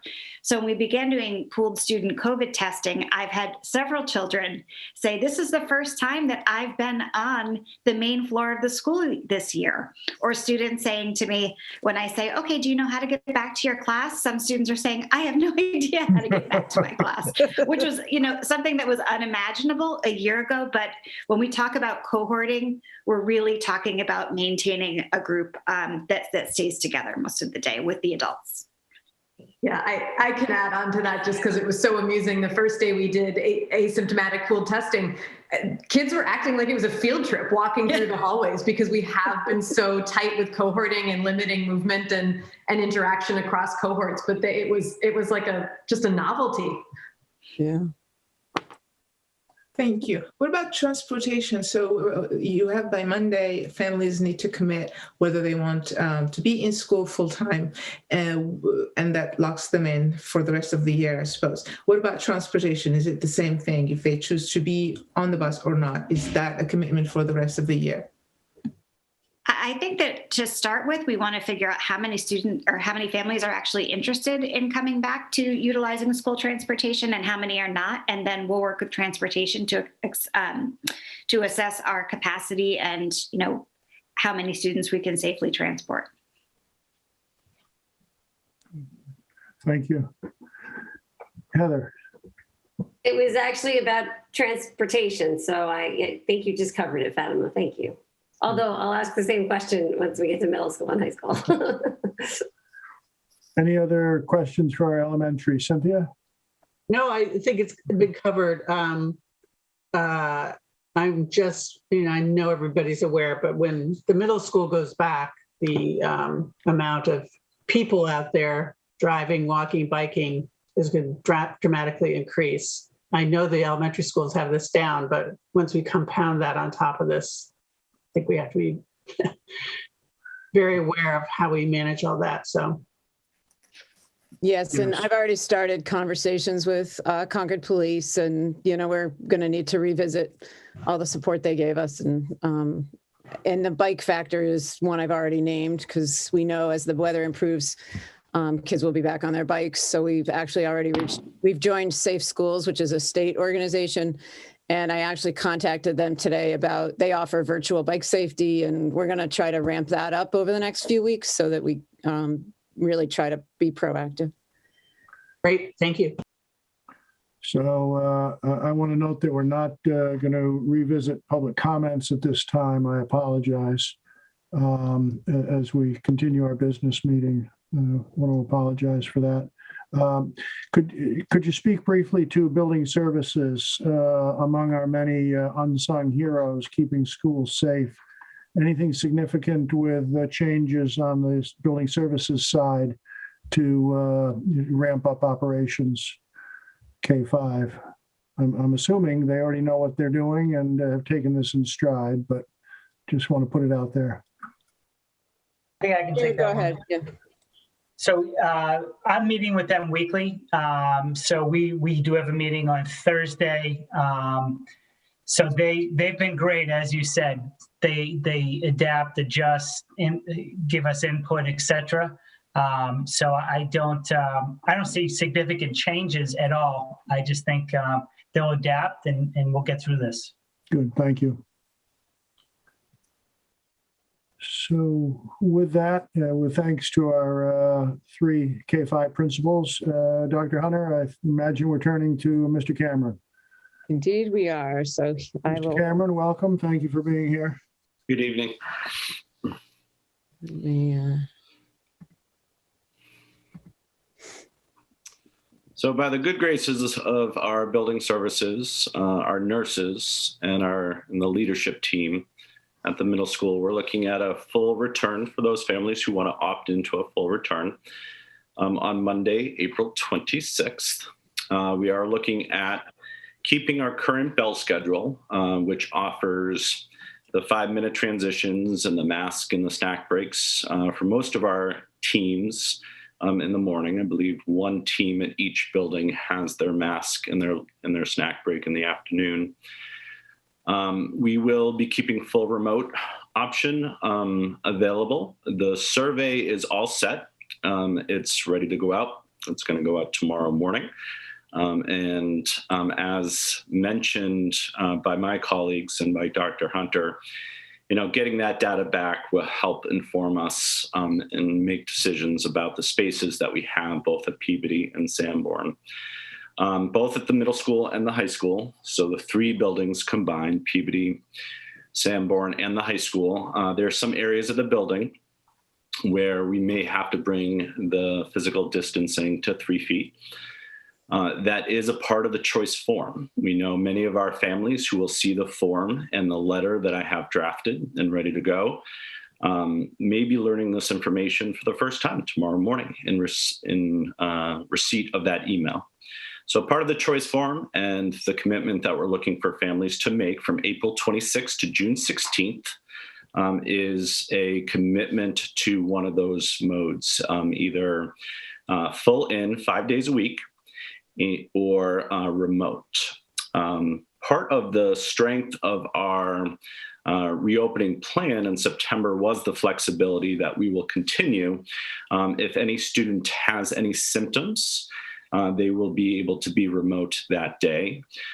We would ask for families to make a strong commitment to the 37 days that we're looking to transition for the final month and a half of school year, and really not welcome students who might be, say, at a vacation house or somewhere else, wrapped around a Memorial Day weekend. I'm asking on the behalf of our teachers, getting students back in the classroom, if families feel safe enough to do so, is the choice we're asking our families to commit to. We're looking forward to getting students who are in the classroom off their computers and not in that Zoom room. With that said, I'll be mentioning in a few minutes all the supports that we will have available to our all remote and virtual families who will either be recommitting to that, or I have had some conversations with families and some students who may actually be making the transition from hybrid to all remote. I'll be talking about those families and the support that we'll be giving in just a few minutes.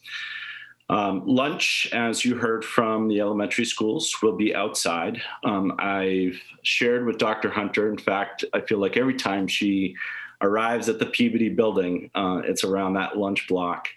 And the commitment to our sixth graders, I just have to give a shout out to our sixth graders of eating lunch outside. I don't know if the committee remembers a very recent windy Tuesday where I was needed to almost tether our sixth graders who were eating outside, and eventually I had to actually walk a few of them in.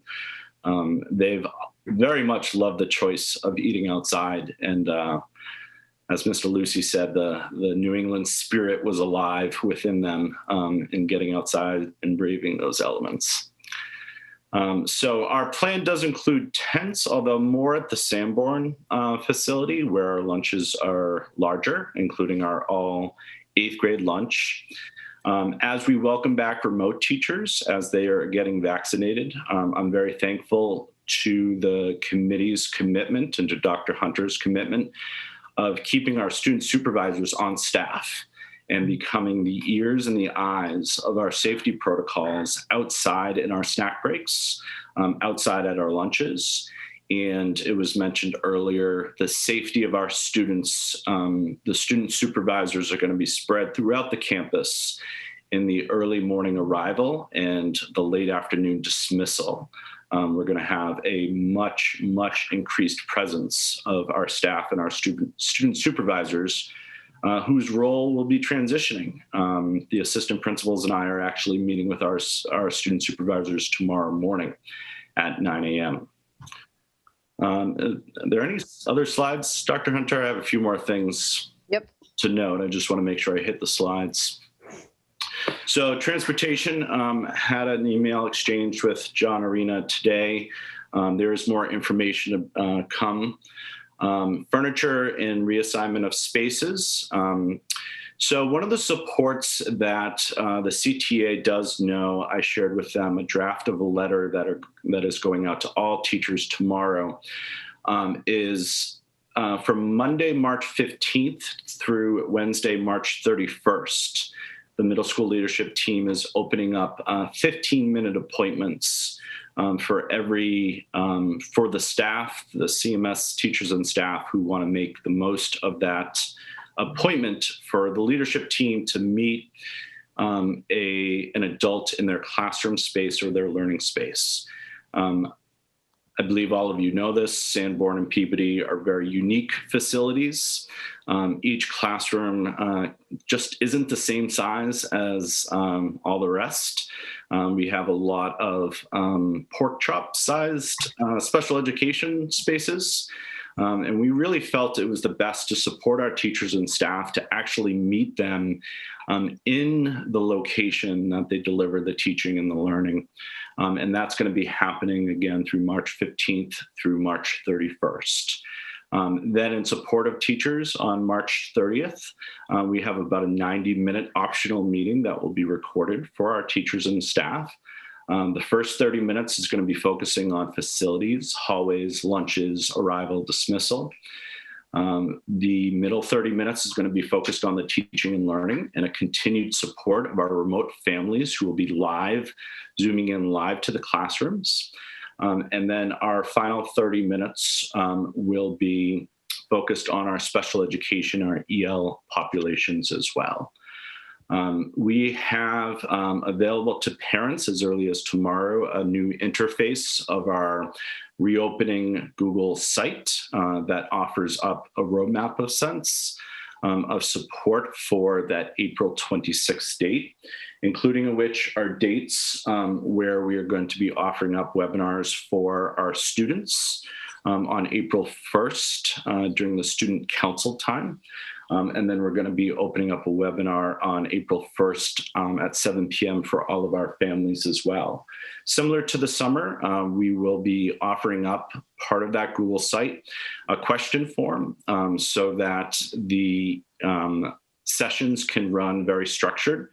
And so that when it's recorded, folks can actually slide up and down in a sense of looking for the questions that they might want answered. We are also going to hold a separate forum for those families who are either going to continue all remote or who might be making that transition to all remote. And then we're also offering building tours for those families who are going to be making that transition from all remote to all in. We've actually heard from some of those families as well. So those tours are going to be offered during our last remote Wednesday of the school year, which is on April 16th. It will be during the early afternoon and mid-afternoon and early evening as well. They will be scheduled tours, self-guided, so that those remote families and remote students who, again, might be making that transition to all in will know where their classes are actually situated in a building. Because, again, the uniqueness of the middle school has that if sixth graders have been all remote this entire school year, they do not know the facility. And if seventh graders have been all remote this school year, they do not know their facility, which is Sanborn. So we're opening up the building during our last remote Wednesday, which again is on April 14th. And since I mentioned the remote Wednesdays, we are transitioning the first all-person return Wednesday is April 28th.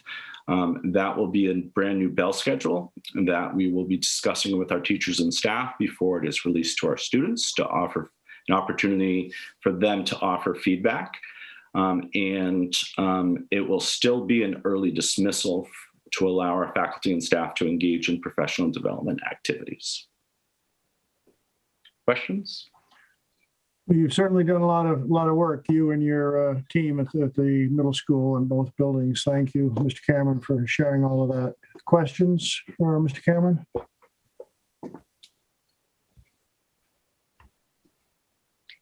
I feel like we have a little more runway with this, and they've done so much work already. I would hope maybe we'll get an update in a couple of weeks as things gel up a bit more, but it looks like they've made tremendous progress, and this is great news. The only thing I'd mention that I don't think Justin had included was there are still limitations to certain programs running, music being probably top of our list.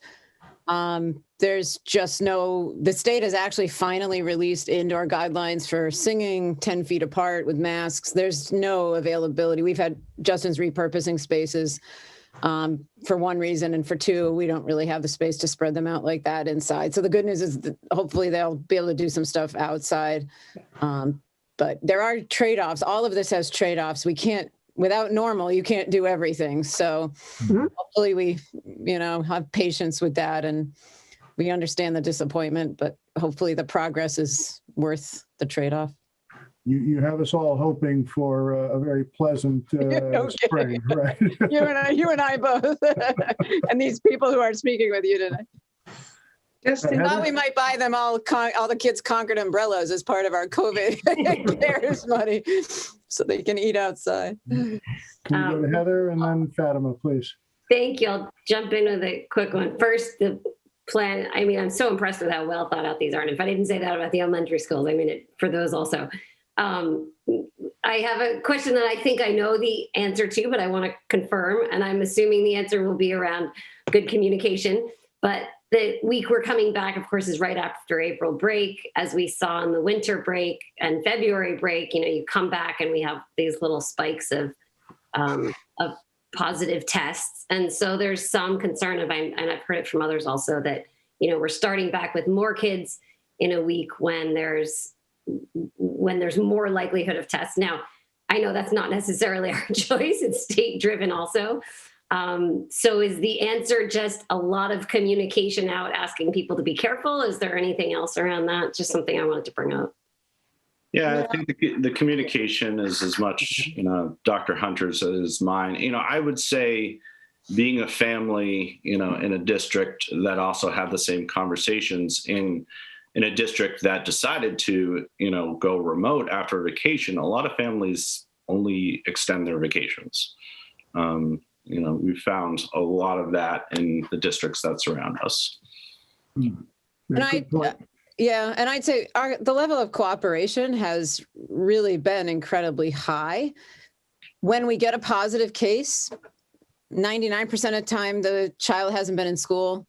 They're home until their test results are back. And on those occasions when they have been positive, the child hasn't been at school exposing other people. So I do feel like there's been nothing but good intent on the travel work. And I know that's work for families. And as we tightened up and said, you have to test when you get back to Massachusetts and the 72 hours isn't available anymore. People really have complied. If you look at the dashboard numbers that I produce weekly, I mean, you can see after the breaks, we're in the hundreds of kids being tested for travel reasons as they return. So people are doing what they're needing to do, and we need them to continue that more than ever going into the April break. So. Thank you. Fatima, please. Justin, can you give us a sense of what you're looking to change in the bell schedule for the Wednesdays? Yeah, transition time to honor the transition time that we have in place on Monday, Tuesday, Thursday, and Friday, which is a full 5 minutes, which quite frankly is something we want to take with us post-COVID time. If I could just offer that plug. And an opportunity for students to have those opportunities to take breaks and to breathe in the morning, and even, it would be early afternoon on a Wednesday. It is going to cut into instructional time on our Wednesdays. Right now, the draft of schedule for Wednesday have about 30-minute classes, which is problematic. But there's a steadfast commitment by the middle school faculty and staff that goes back to, our first engagement with Challenge Success and making sure that, our schedules honor an opportunity for students to not feel so panicked and rushed. And I think we're going to offer that part of our Wednesdays as well. Thank you. Other questions? Hearing none. Justin, thank you very, very much, and extend our appreciation to your team at both buildings, please. We get a very good sense of the work involved to get you this far. Thank you. Of course. Thank you. Thanks. Sprulo. Yeah, those are a couple of those. That's a tough act to follow with that group, and I must admit I'm long day, a little fatigued. So let's keep our expectations relatively low. But I will say there's the plans at the high school are not quite as firmed up as the other schools, and that's for various reasons. It's certainly not for a lack of planning, but there are some limitations based on distance between students, et cetera. I think we're all recognize that. I guess I'll start with saying we plan at this point to keep all options open, that being hybrid, remote, and fully in person, whatever that ultimately looks like. And we're excited to bring more kids back. In fact, we've been doing that as an intervention for some time. We've invited roughly 70 something kids back that were struggling with remote learning. There's a lot of kids that struggle with remote learning, and so it's we know that all kids could benefit coming back full time. And roughly 44 have taken advantage of that, with that offset slightly by some students who decided to go remote for a number of different reasons.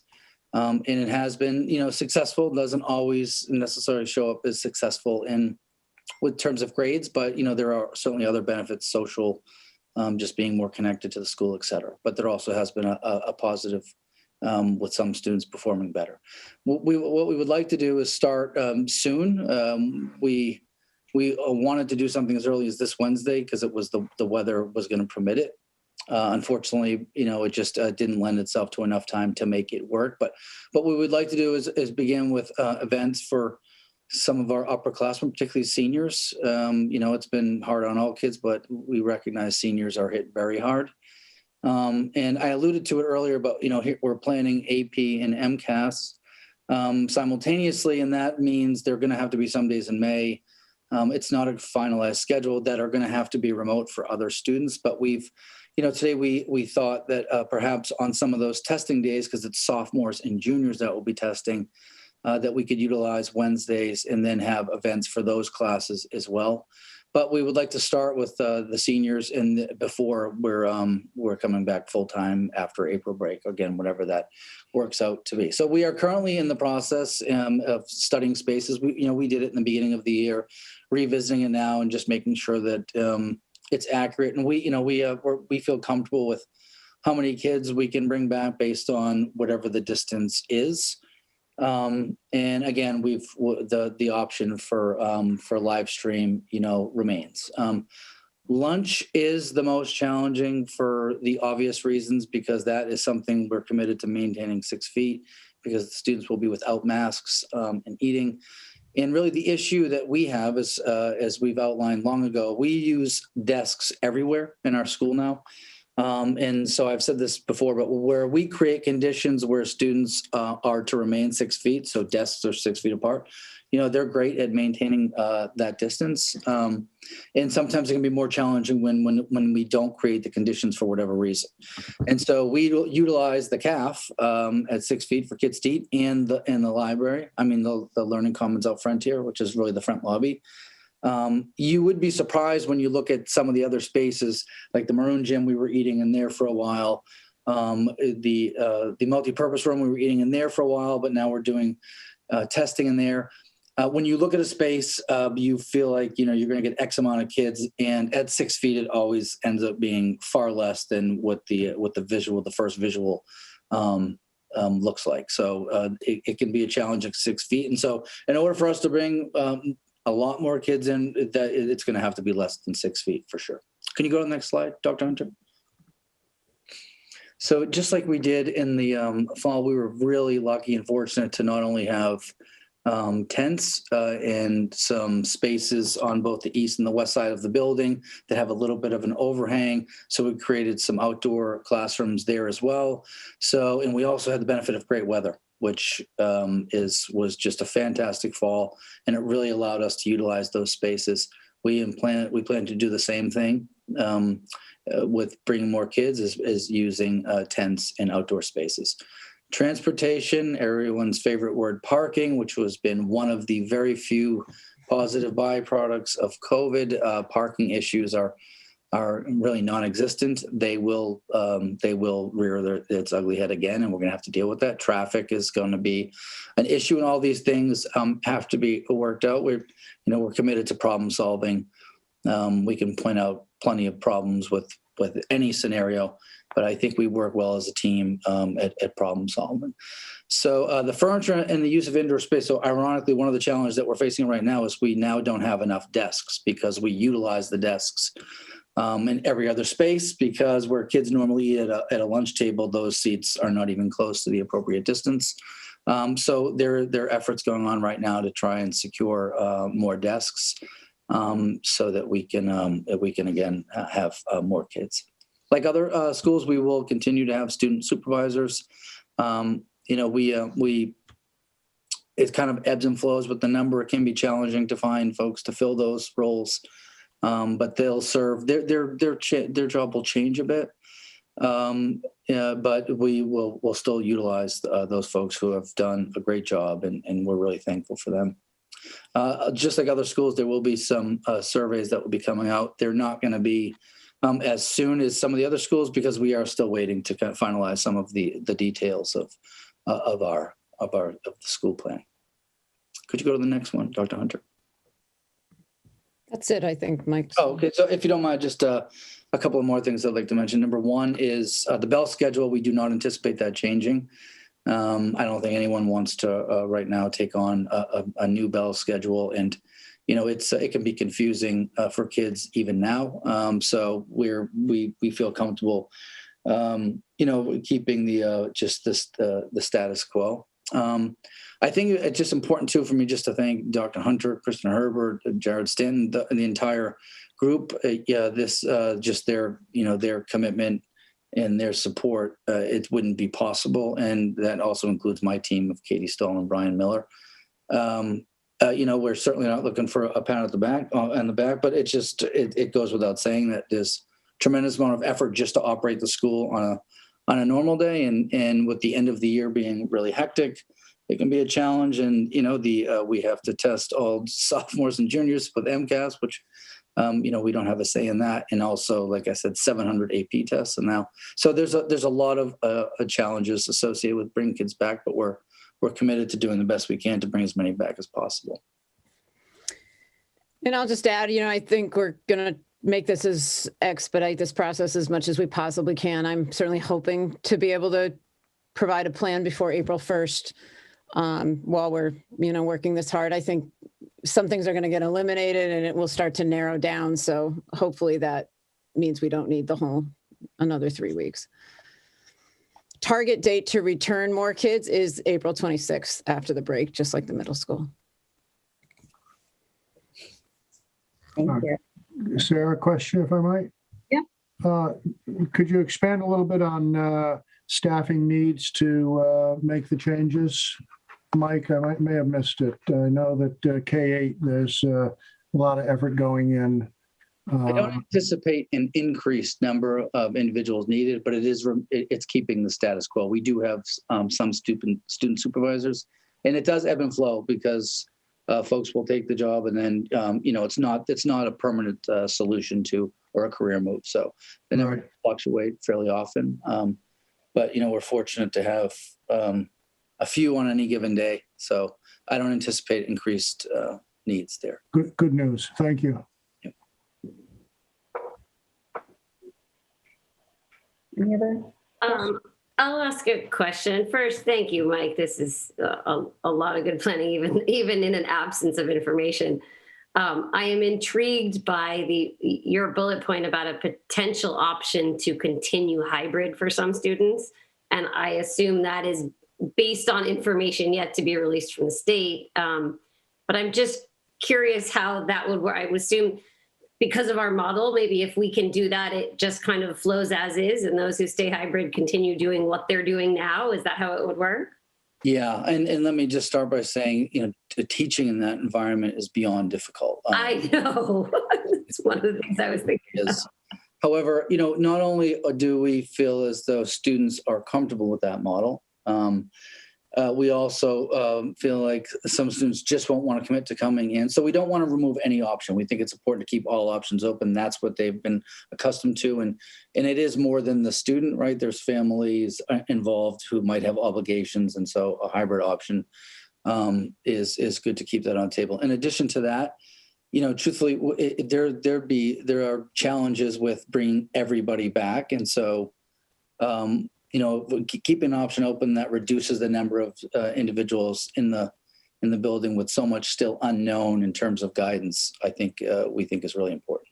Yeah, if we can do it, it makes a lot of sense. It's great. Thank you. Thank you, Heather. I mean, just to name the obvious, we're talking over 1,300 kids as we talk the high school. It's a really complex structure, and every layer's got something to be decided. So we're just needing a little more time. And go ahead, Heather. Sorry, I was just as follow-up, speaking of that 1,300, and I didn't bring it up again specifically at the middle school, but in terms of transportation and buses, does it depend who answers what? Is there going to be a cap on how many kids could ride the bus? I'm assuming we're not quite to everybody on board yet. Yeah, we're not going everybody on board like the state sort of just said, go ahead and fill the buses up. I don't think distance-wise that's particularly smart. So our goal right now, Jared, chime in at any point. Our goal right now is to see at middle and high if we can combine the two cohorts, the kids in each cohort who already ride, if we can combine those two cohorts and have reasonable distance, because then at least the message could go out and say, we can continue doing what you were already doing. If you were on the bus, you have a spot. If you drove, we'd hope you could still drive. Do you need to switch? That's better than starting from scratch. So that's the work John's team is doing right now to see how those cohorts might combine onto the bus runs. Jury is still out a bit as to what the outcome will be, but I'm sure he's crunching that this week. So, great. Not a project I envy.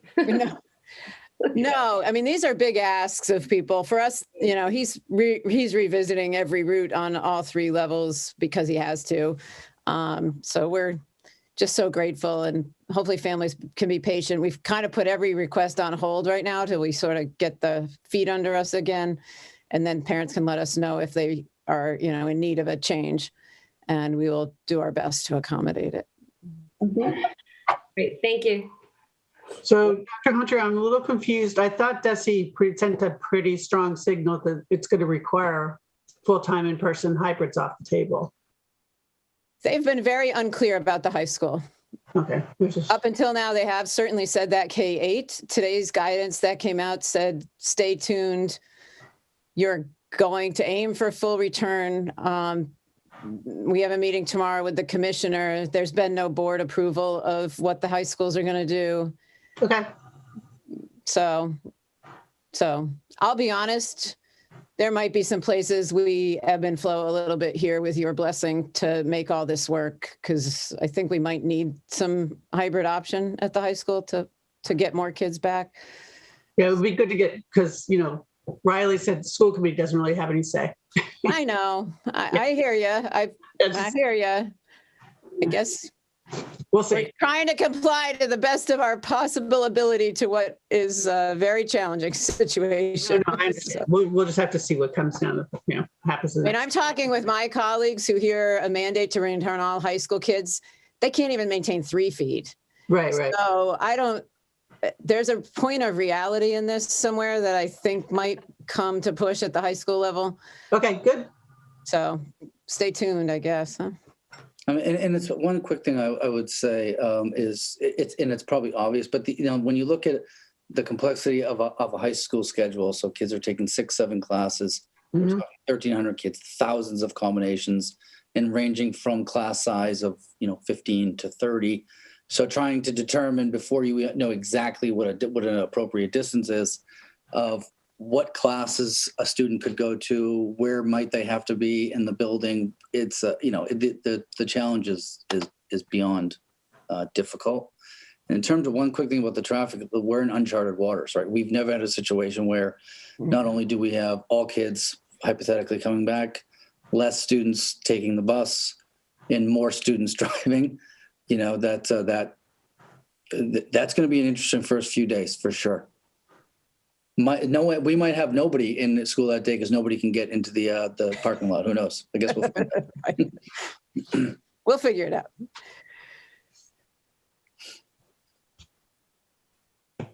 I don't know. Alexa, Eva, questions?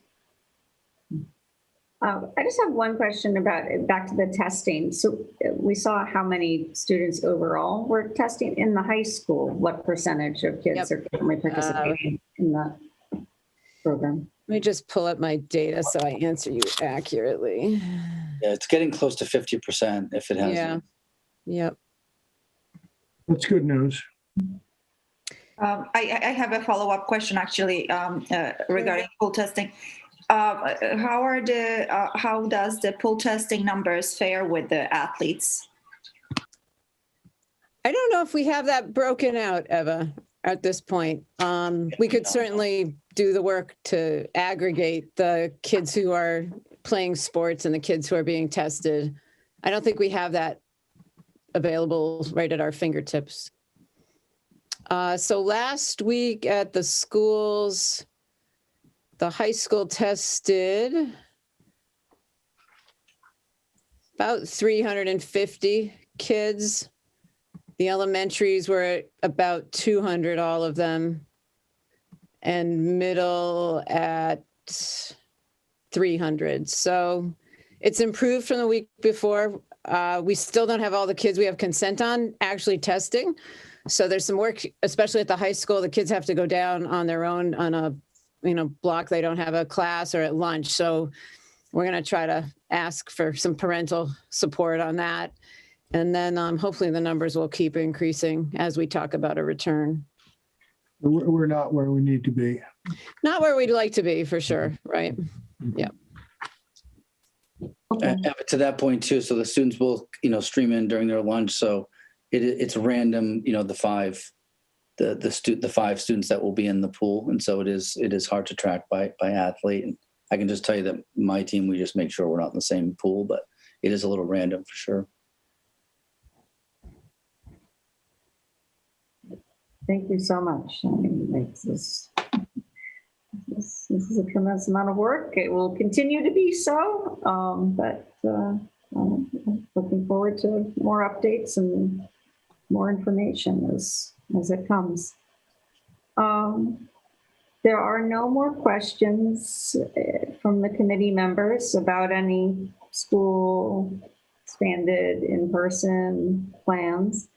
I would like to suggest that we take it is 8:35. If we take a 5-minute break and reconvene, but before everybody leaves, I want to send many, many thanks to all of the administrators, all of the staff, everybody who has been working so hard on all of this. And thank you for sharing your time tonight. I know it meant a lot to our community overall to hear all of this, and I hope everyone's coming to understand all of the pieces that are at work here. And I imagine there are more still yet to be discovered as we get closer.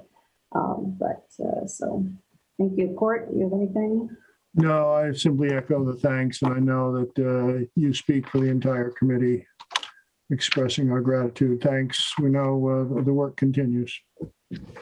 And could I give one more shout out to the CTA and CCTA leadership and all members? The leaders are back working with me almost daily, back to the summer mode. And I'm just so grateful. The effort truly is a team to do more for kids. And that's why we are where we are. And that's how we're going to get through this again. So. Thank you, everybody. Appreciate the time. Thanks for joining us, principals. Thank you. All right. See you all in 5.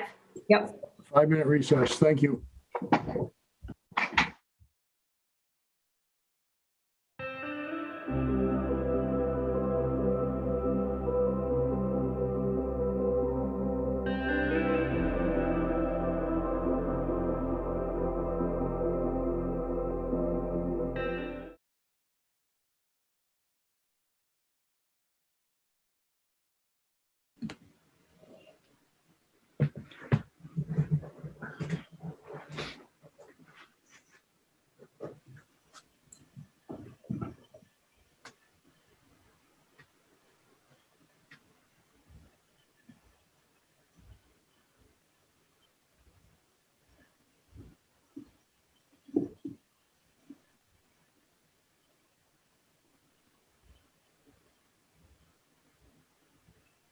Give everybody one more minute to come back. I think we're also possibly still waiting for Kristen to return.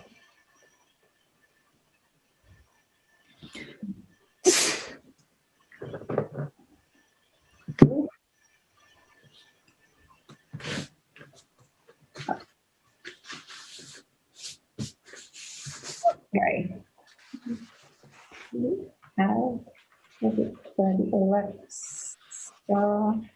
Yep, right. Okay, so welcome back.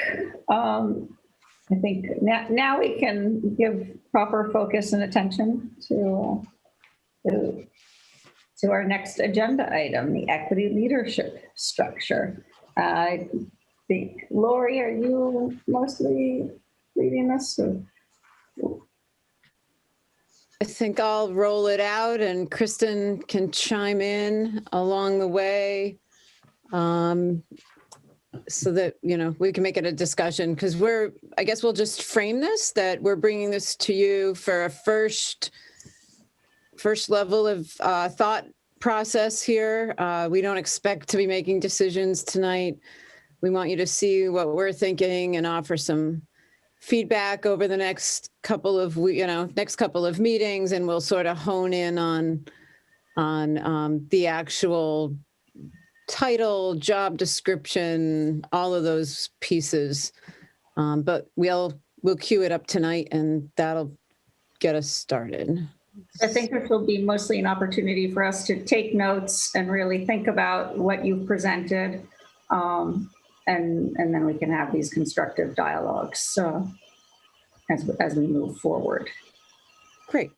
Great. Okay. And welcome, Kristen. Thank you for joining us. Sorry that it's late. No problem, right? We're here to, this one we're pretty excited about, so we're not bothered at all. So the proposal tonight is to consider creating a director of, these are today's words. These are also up for discussion. The title itself, diversity, equity, and engagement.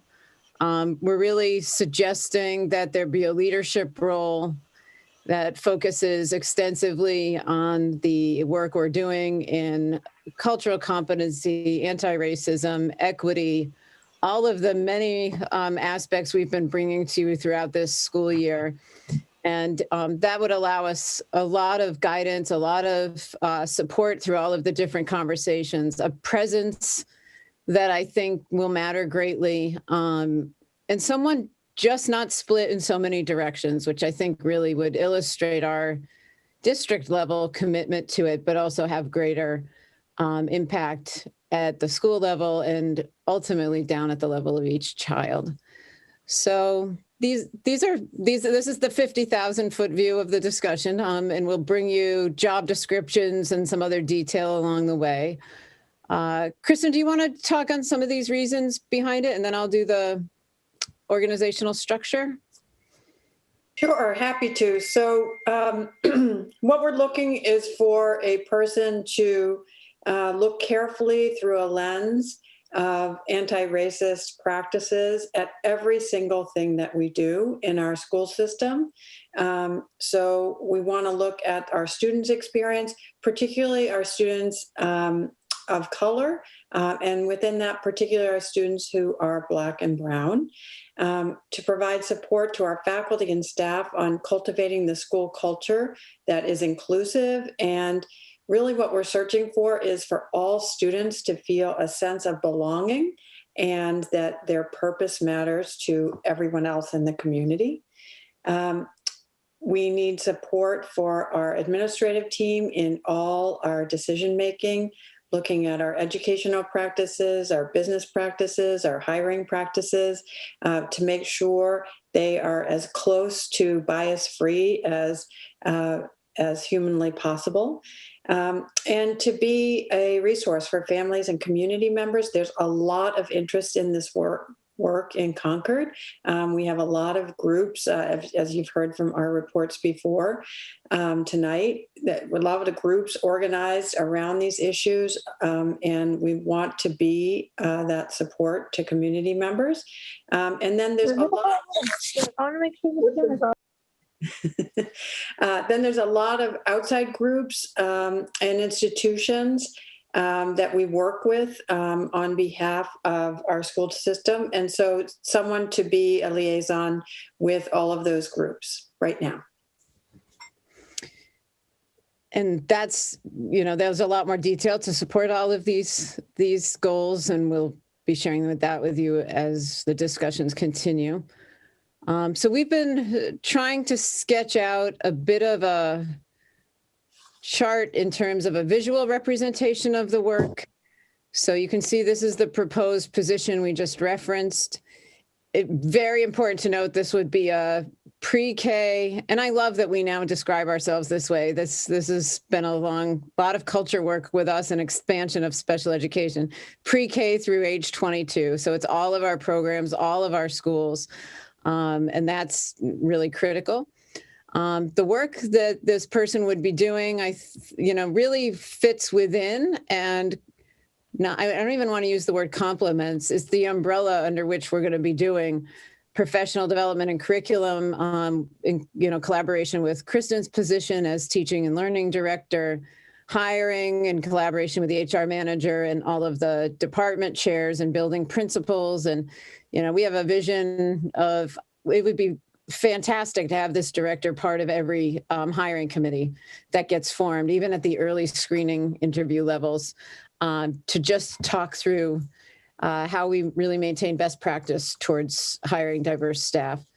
Certainly the student community engagement collaboration with you as a school committee, with the groups, as Kristen mentioned, with the students and the clubs, which you've had exposure to, with parents. And I think I certainly intend that to be both in some of the formal environments like a PTG, but also some wide open parent forums where parents are just invited to come in and talk on some of these topics. And we really keep that dialogue feedback loop really open, because it's so critical to the work.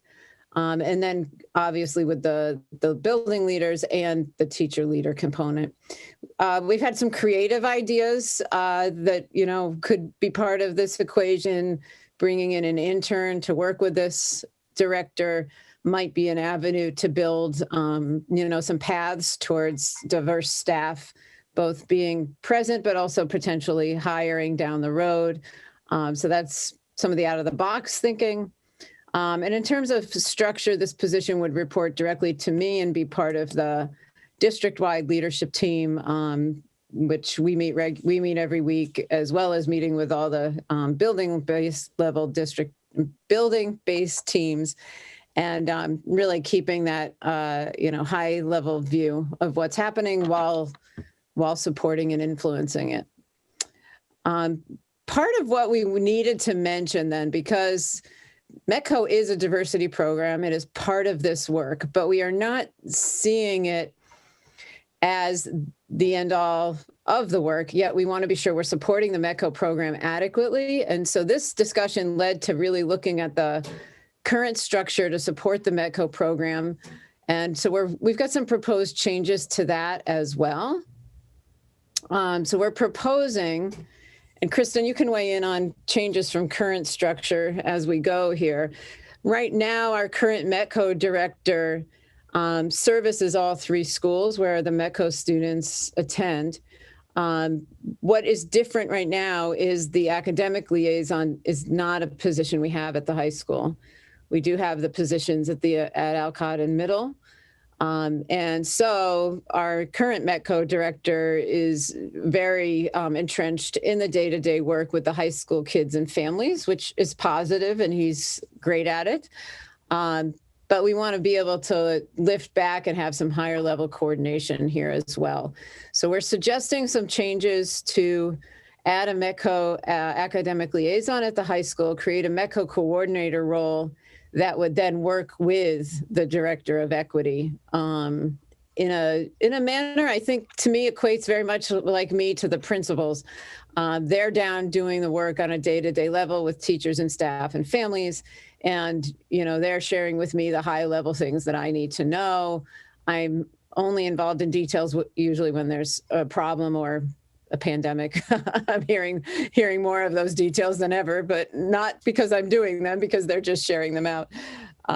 So, you know, I think some shifts here we feel would better serve students across all three schools because there'd be a little more support available. What I think our biggest need is right now is, you know, the METCO director's presence at the middle school in Elcott. It's very hard. It's just hard to be there. The high school is a driver, and this would alleviate a little bit of that. So, and this position then would report, like I said, to the director slot. We have a visual that puts it all in one slide. Or if I could just add two things, please. Yes. When we look at the METCO, just in terms of changes, one of our strategic initiatives in our 5-year plan is to provide better transitions between our schools, and that's for all students, and especially for our students enrolled in the METCO program. So the new METCO coordinator would focus a lot on the transition from grade 5 to grade 6. And then from grade 8 to grade 9. Mm-hmm. That's the first part. And then the second part is, as Dr. Hunter mentioned, we have METCO academic liaisons at both Alcott and at the middle school, and they're excellent, and they've been with us a long, long time. And meeting with them this week, I, was described to me all the different hats that they wear. Sometimes they're a social worker, sometimes they're a parent on site, sometimes they help a student interact with a teacher, sometimes they help a child balance their workload and are sort of a guidance counselor in that way. And so that's just the kind of person that we need at the high school, because our current METCO coordinator is spending so much of his time doing that. And the needs at the high school are that much bigger because the students can enroll in so many more different types of classes. It's such a bigger space. There are so many opportunities for clubs and after-school activities that all need to be coordinated. So we really see that as a pivotal part of this plan. And then the last piece we wanted to, well, first there's an overview. This just puts all of it on one slide. One of the challenges here was it looks like METCO's a higher balance than the district level work, and that isn't our intention. So we split it out. But this would be the master view. And then just, there are budget implications, which Jared has been mentioning. We put placeholders in as we built budgets, just trying to get the timing to sync up. So the budget includes $20,000 in the CPS line items to create the METCO coordinator position. We've done some reallocating, so that number didn't get too big.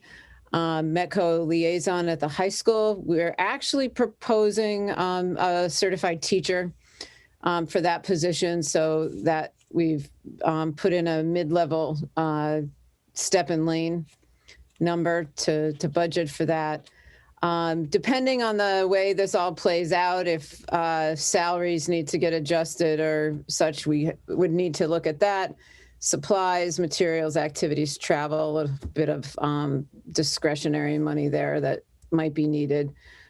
So this is the high level view of the structure that we're considering and wanted to propose as a starting place. Like I said, I think this is a discussion. I know you're going to want to look at every word we've chosen or suggested for titles and really be sure the messaging is what you're hoping for, given all the efforts and work going into this really important set of topics. So that's tonight's first pass at this. And I think, Sarah, you wanted to just sort of leave it at that, but I'm happy to turn it over to you.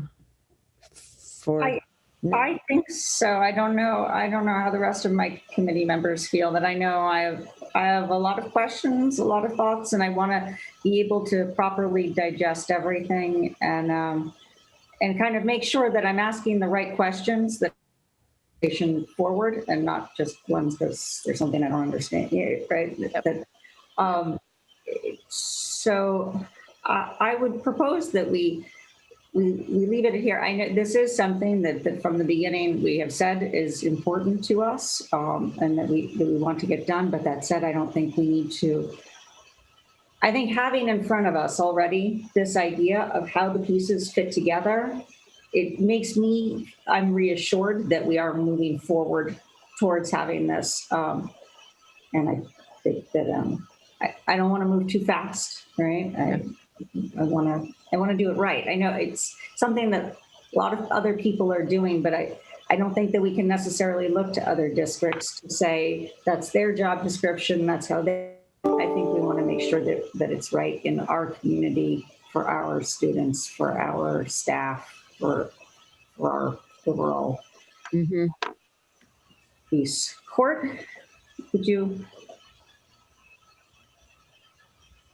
You're on mute. Sorry.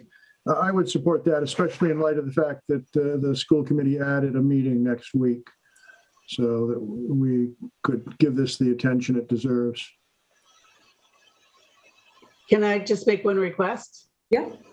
Since we know so many community groups are interested in this topic, I would ask that they provide feedback to the school committee on this presentation.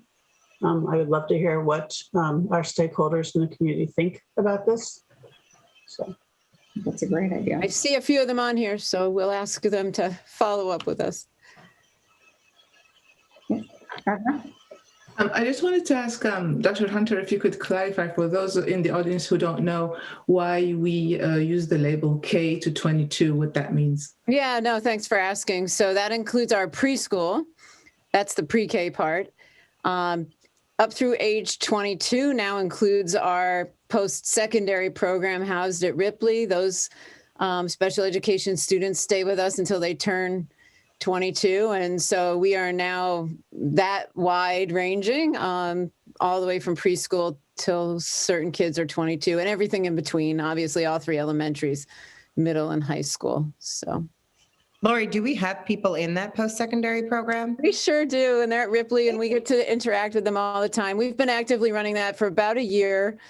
They actually pre-COVID used to go out in the community for a good portion of their time. And now they're at Ripley all the time, which is a joy for us. So yes, very active and thriving. Thank you. Kristen, I don't know if it'll make sense. Oh, yeah, go ahead, Heather. I just want, before we go on and leave it behind, I just wanted to say I'm fine with kind of digesting and reacting, and I really would like to hear community feedback on it. I also just want to react quickly and say I am so happy that we have this in front of us, and that I'm very excited about the structure and what it looks like. So I just wanted to give a quick reaction so that we're not just moving right on, because this is so critical that I think that needs to be said. So thank you. Yeah, agreed. Yeah, I think it's the result of a lot of careful work so far, even though it's still in its early stages. It didn't come about quickly. I think you've given it a lot of thought. Correct. And I think the fact that this is a position that, if adopted, would report directly to you is one of the very strong signals that this district and this leadership team is committed to making this work, notably you and Kristen and the other educational leaders who can really take advantage of somebody who can bring this to us with the kind of focus that you suggested.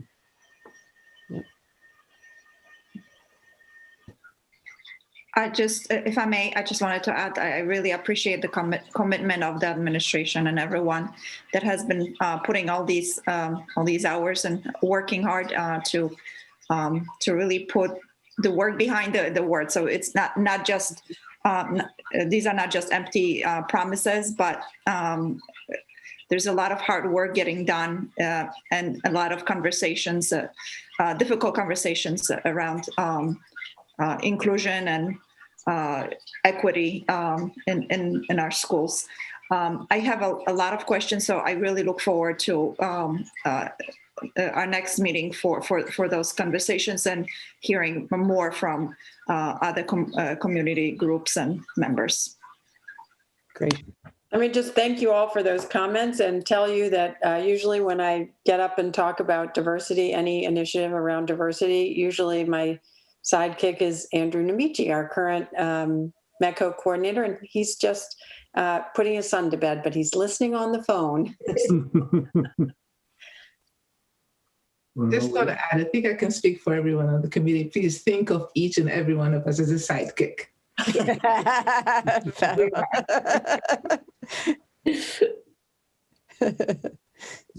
Great.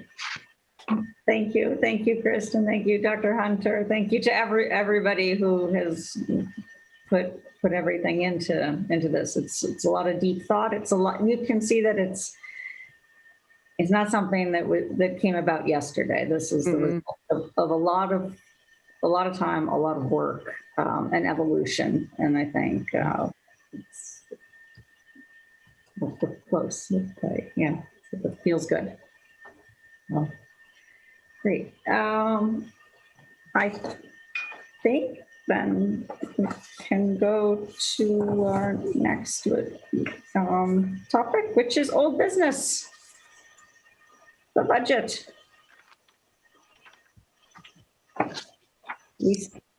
Oh, there's Jared. Hi, Jared. So tonight you're due to vote. So this would be the regional budget. Yep. So look at that.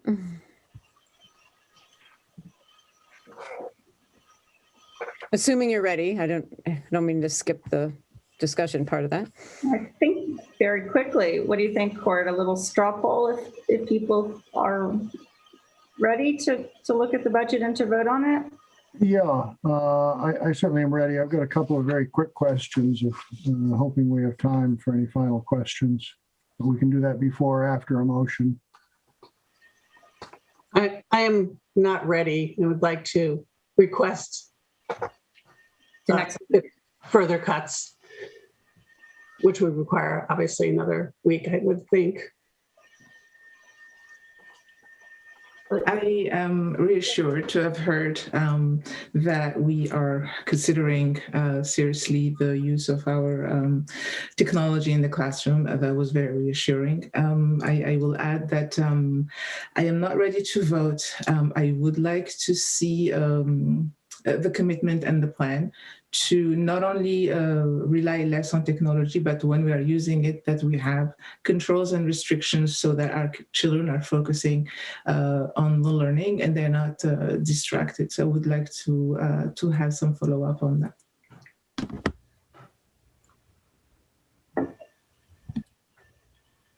Yeah, I'm kind of in agreement with the ladies who spoke before me about really my only concerns about the budget as they are. And I think I've talked to almost all of you individually about it is, yeah, same thing. Just that software line just nags at me. And I know you guys are going to make best efforts to curtail it, but I don't know. If we could see some of that work, maybe start, that would be reassuring. Maybe this is for tonight, or maybe this is for a discussion next week. If we put it off until next week, we hopefully would have this put together by next week, no later, so that we meet the March 19th hoped for deadline. One question I have relative to software expenditures fiscal 21 and recommended for fiscal 22 is how this sets the stage for future years, which was important to me when we looked at technology changes in fiscal 21. What would be the implications in fiscal 22? And I think we can extend that perspective to say, what do our investments look like going forward? Even though it's going to be highly speculative, I'd like to see us try to do that. Yeah, I guess, and I hope you'll just bear with my feedback a little bit. The reason you can see it also clearly is because we just spent 6 months gathering it all into one place. So it literally is a work in progress. We brought it to you to try to be as transparent about what we had learned so you would see it.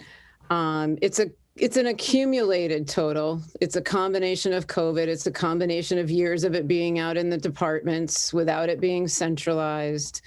It's a combination of pieces. Some of what you see in the list is a single teacher using it. Some of it's every teacher using it. The list isn't broken out that way yet. I think that's work we have to show you. Each department needs to have decisions to talk on what they're going to use and where COVID's going to impact or not, and where we are right now and how they're using it and how can we consolidate tools.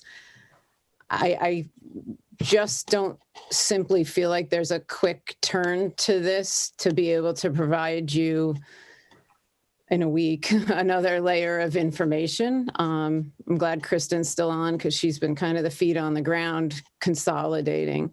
It's not that we disagree with you in any way, shape, or form. It's a matter at the moment of we've aggregated it. The tools we're using are the tools we're using. And it may take us another 6 months to wean our way out, manage the COVID piece of it, and just get ourselves to a place where we're making smart choices and not just, top-down directives to just say, you've got to go cut $20,000 at every department. So that isn't how we build up our zero-based budget. We build up based on what we're, using and what we can justify. So I think that just in terms of process, I think was maybe important, I feel like to say. Obviously, we'll take questions. Kristen can talk more on how she consolidated it all to one place. So I think I have a relatively straightforward proposal. We're looking at $126 billion coming from the Biden administration. I have to think that would cover software expenses for FY22, because this doesn't need to be expended until FY23, and it's going to have to be at least twice what the CARES Act money was. So I think that would give you plenty, and it's definitely it's earmarked for software and hardware. I doubt that's going to change tomorrow when they pass the bill. So I think they would give you plenty of headroom if we cut the budget to go off. And if you needed to expend additional money on software for FY22, I think that would easily cover it.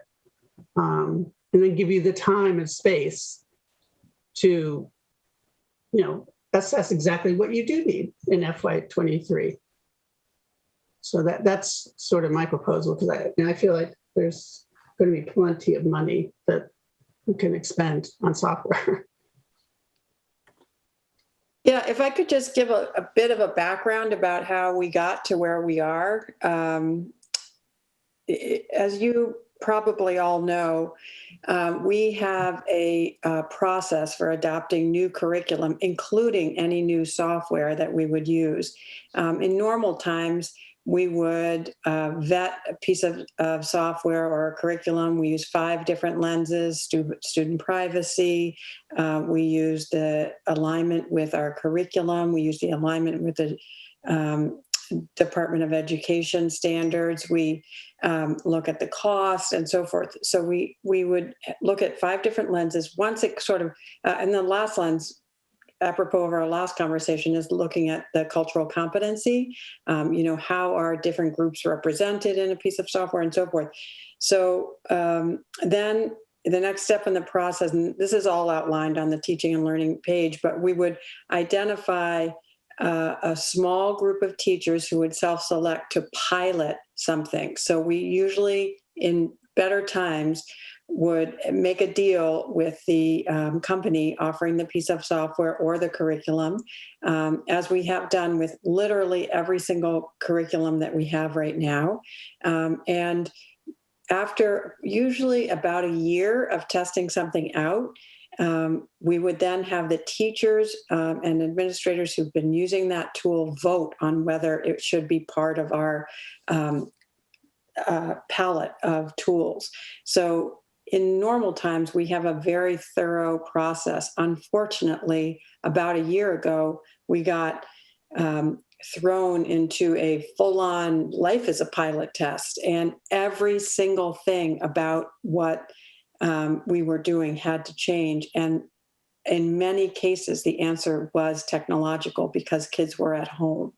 And we literally created ways to have physical education and music. I mean, things you never would have thought would be done virtually. All of a sudden, our teachers had to be so innovative. And I think software companies recognized that we were kind of desperate and offered quick deals and so forth. And so it's basically been the cart before the horse for the last year. We've been testing out probably, Jared said, over 100 pieces of software. Probably of those, probably 80 were new. If you think about, we have 12 subject areas that we're teaching. That's actually not that many. So we were looking at both productivity software, so things that teachers use to create lessons, and then actual student-based software where students are logging onto a program. And we actually have as many productivity pieces of software as we do student pieces of software, although it's the student use software that's more expensive because there's usually a per pupil expenditure. So we do need a thorough process to meet with the department chairs at every level and sort of go through our list and say, okay, now we know we have some idea of how we're going to open in the fall. What do we actually need going forward? So, what has our experience been like with each piece of software that we're using, and winnow it down. So it's almost like we're doing a piloting process in reverse, because we've all been using it now for a year, and we've been using so many that we're going to have to look at each one, and then be able to cut out any redundancies. Some of the programs are redundant with each other that we've been using, and we need to cut out those redundancies. So it is a process. It'll take a long time. We need to meet with each leadership team at each school, and then they go back to all the teachers they represent. We do some polls around which ones are best, and then we come back. So I do anticipate that we're going to be able to cut those budgets significantly, because we won't have remote learning in the way that we have this year. So I am echoing what Dr. Hunter is saying, which is it's going to take more than a week to do that. My goal is to do it over about the next 2 months, and really get that list to a very tight list, but much less expensive and frankly, much less screen time spent by students. So I found that helpful.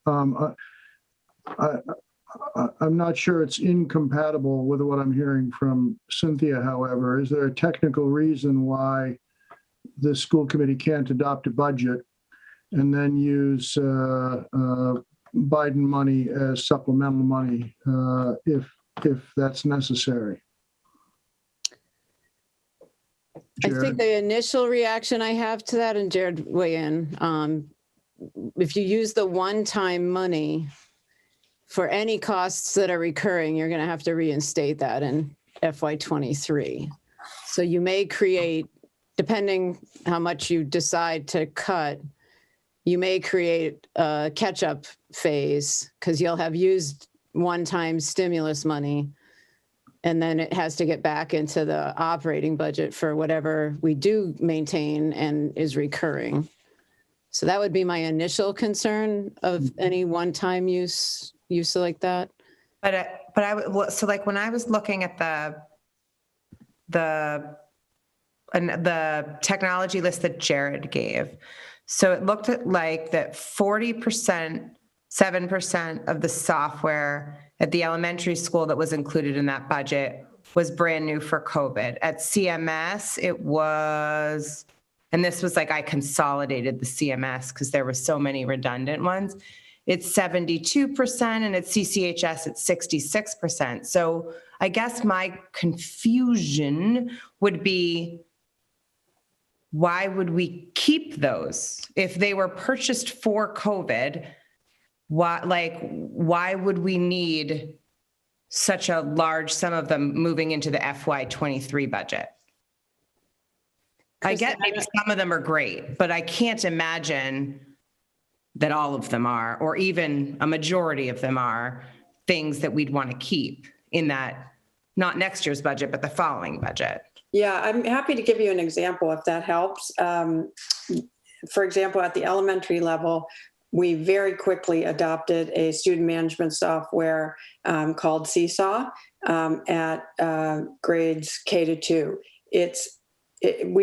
I don't think we ever would have crossed our minds to have a student management software where kids could turn in work to teachers, teachers could communicate with parents and students and give written feedback right on work and so forth. I don't think we ever would have adopted that. But now that we have it, it's fabulous, because what kids can do, there's an ease of use for the younger kids. So they can make videos of themselves. There's actually more interaction between the teacher and the student that's more meaningful. So, for example, one thing that we know about writing instruction, which is something that happens right through Seesaw for little kids, is two things really mean achievement in writing. One is how often you write, and the other is how often you get feedback and how quickly you get that feedback. And having it right in Seesaw where a teacher can talk and it goes right into giving the kid immediate feedback on their work, it's a pretty powerful learning tool. So, that's a good example of, we probably wouldn't have used it, but now that we can already see students' achievement is significantally higher. No, I get that. And I like Seesaw of all the things that we've used. My kids are using it, but would we do we give so I guess if the kids are in school and we don't give homework to kids K-2, when would we then use it? If there are, you know what I mean? Yeah, it's almost like it can be an electronic portfolio for students. So of all their work that they've done, you can measure growth over the course of the time. So for example, just because I was using writing, we give formal writing tasks 3 times a year to each of our elementary kids in the fall, in the winter, and the spring. And we're looking for growth, but measuring growth on writing is really tough. Because you have to have all these rubrics. And you're looking for very specific things. So to have those pieces of writing right at your fingertips, the way that you do on an electronic portfolio, means that we can actually do more accurate measure of students' growth in writing. So they'd be using Seesaw in the school. Well, so you have to remember the youngest kids do not have Google access to Google Classroom because it's not age appropriate for them and they don't have Gmail addresses. So it's our only option for some sort of management platform, which... I know, but if we're not having laptops at home, where are they using it? They're using it then in the classroom to some a bit, not extensively all the time, but we also want to be sure we're using the technology wisely and purposefully, and this would allow us to do more of that. So I guess the question is, I don't think you want to go platform by platform with us. No way. No way. No. So I don't know quite what the answer is given the late date on the budget here. Guess that's going to need a little strategizing. I'll admit I'm a little unsure of an approach that just takes a cut on something when the zero-based process is how we got here. That's a different approach, pretty dramatically different approach to come at this question. It's your budget. It's your budget. I just want to name that it's not how we've built the budget. It's coming at it from the other direction. So. Lori, I hear that, but a zero base doesn't make the numbers that you land on set in concrete. Of course not. Just because the process ignored last year and pretended it was a bottom up, even though we know there was a last year, still has numbers that need to be rigorously looked at. I think this is an appropriate conversation. No doubt. Fatima? Yes, I want to acknowledge the breadth of the work that goes into the selection of the software and all the layers that go into it. I really do appreciate that. I think I'm not an expert, but I think one aspect that can be addressed and rectified quickly is the restrictions when our students are on the internet, not so much the software, but when we put our students on the internet to learn, can we have our IT department put restrictions so that they're not browsing, they're not chatting when they're supposed to be learning? These are extremely challenging for them to resist. And this is something that can be done quickly. And I hope that we do.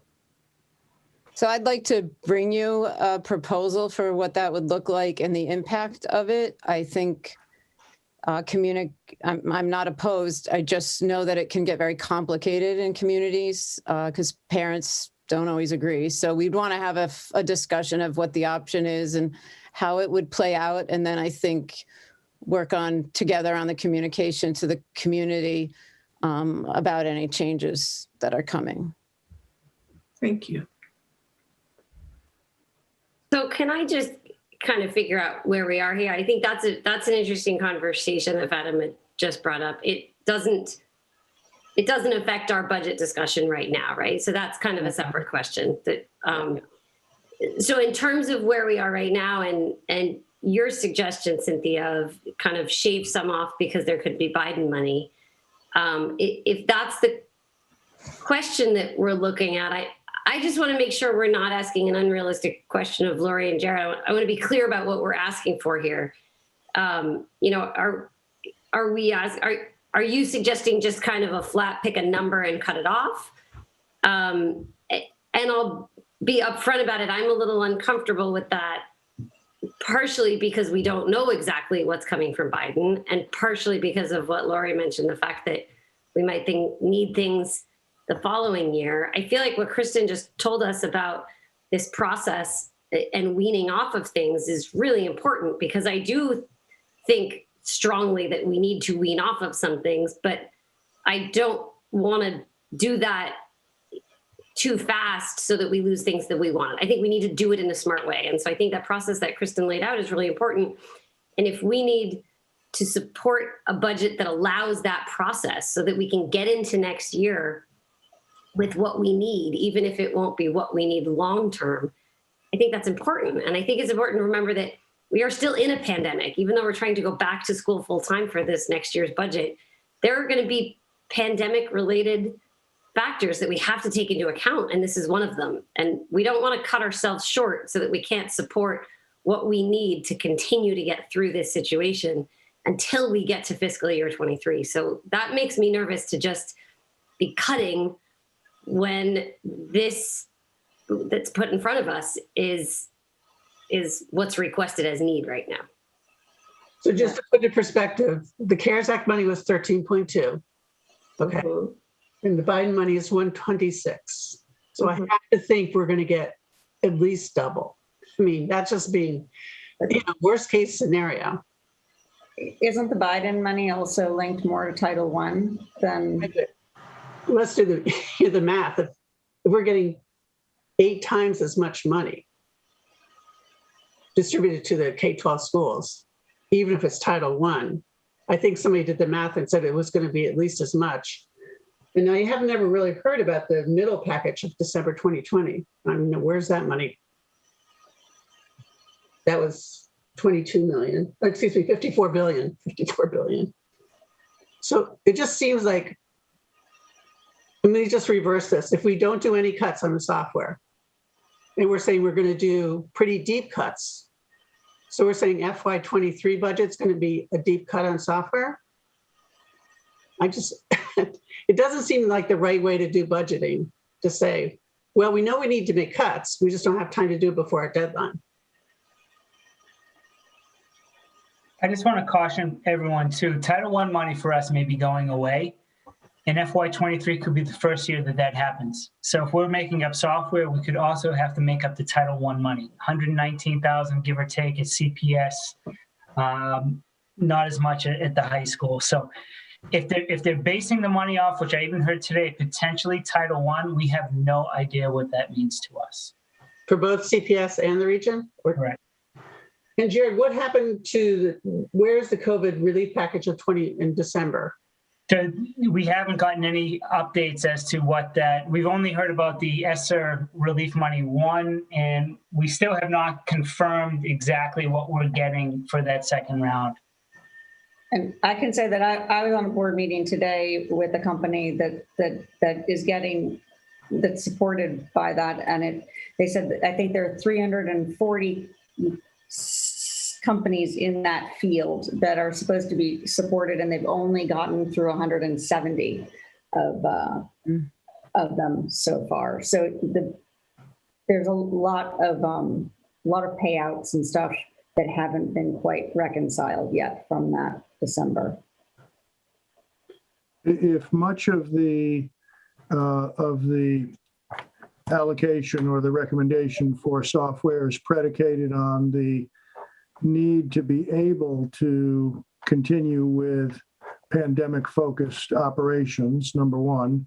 Number two, we're hoping and assuming we're going to have a full return in the fall. What then, maybe on a percentage basis, is a COVID continuation contingency built into that money that would likely not be expended if things go the way the world wants them to go in September? Yeah, Court, if I could just, you make an excellent point. And just to flesh it out a little bit, when we were, making the lists of all the software that we needed in the budget, we were talking about things that we were currently using at the time, meaning December, January, even, February. We are full on still in a pandemic. And we all hope that we will be back in school as normal next fall. But at this point, it's evolving. We don't really know. So for example, someone asked earlier of the elementary principals about reading groups when we go back in person, because reading groups have been incredibly effective online, because you can get small groups of kids together with a teacher and provide direct instruction. But right now we cannot group physically, 3 or 4 kids with a teacher together close enough within one classroom to make that purposeful instruction. So, I think over the next 3 or 4 months, my hope is that it will be clearer. Will there be a vaccine for kids? Will we be able to seat kids closer? Can we go back to those old ways of effective instruction? But right now, it's not clear to me. So I think we need to leave ourselves that opportunity to let the health situation evolve, and then we match our innovation in the instruction to whatever the truth on the ground is at the time. That makes sense to me. I guess where I'm going, and it's a difficult question, Kristen, but we have a budget that effectively is worst case scenario.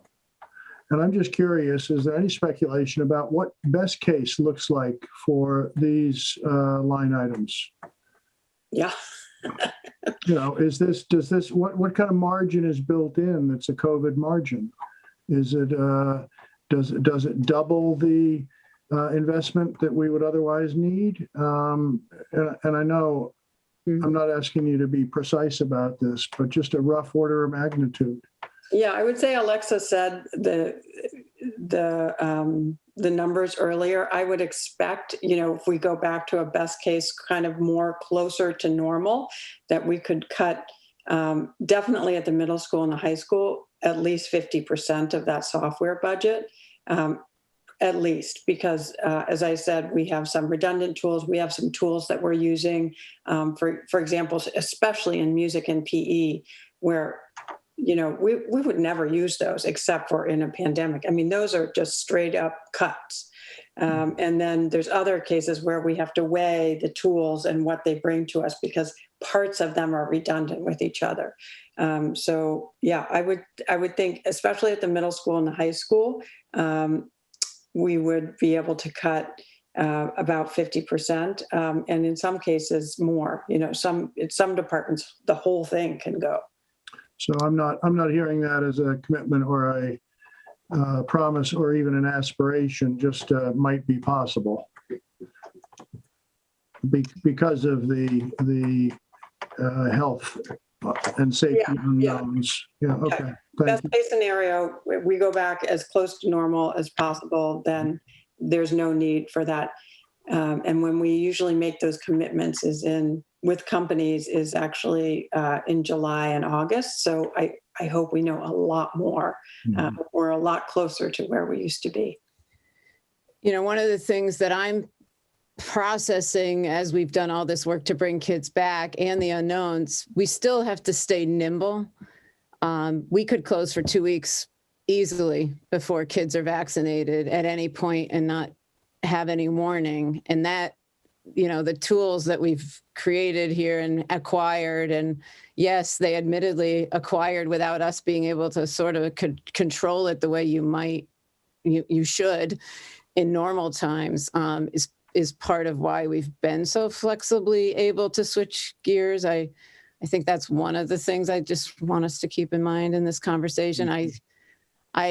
I'm very concerned we're going to end up with a 2-week remote period this spring as we bring kids back in and they're closer together, and we won't have the confidence in preventing school transmission because we'll be under 6 feet. So I wish we could say that wouldn't be the case in the fall, but we're not going to really know. I think elementary, we quarantine a whole class at a time. I've got a class out now is going to have 10 days remote by the time they come back. So we just want to be sure we're factoring on all these variables, which are just so complicated. So what's the way forward? We have tonight in front of us. We potentially have next week in front of us. I guess I need a little, and I don't know if I need this tonight, unfortunately, with the timeline for the Warren article. I guess I have to oppose it tonight, at least. I'm trying to separate the usage and pedagogy questions from the budget questions. So I don't know if there's any more you can help part that through. I hear both concerns. I'm just trying to sort how intertwined they are, or if we can separate them, mostly because we have to vote a budget by next week. So I guess I'll just pose that. I think, as far as I'm concerned, I think it is what I would like to see. It's just in good conscience, I cannot vote on spending on the hardware without having a plan on controlling the use of the internet.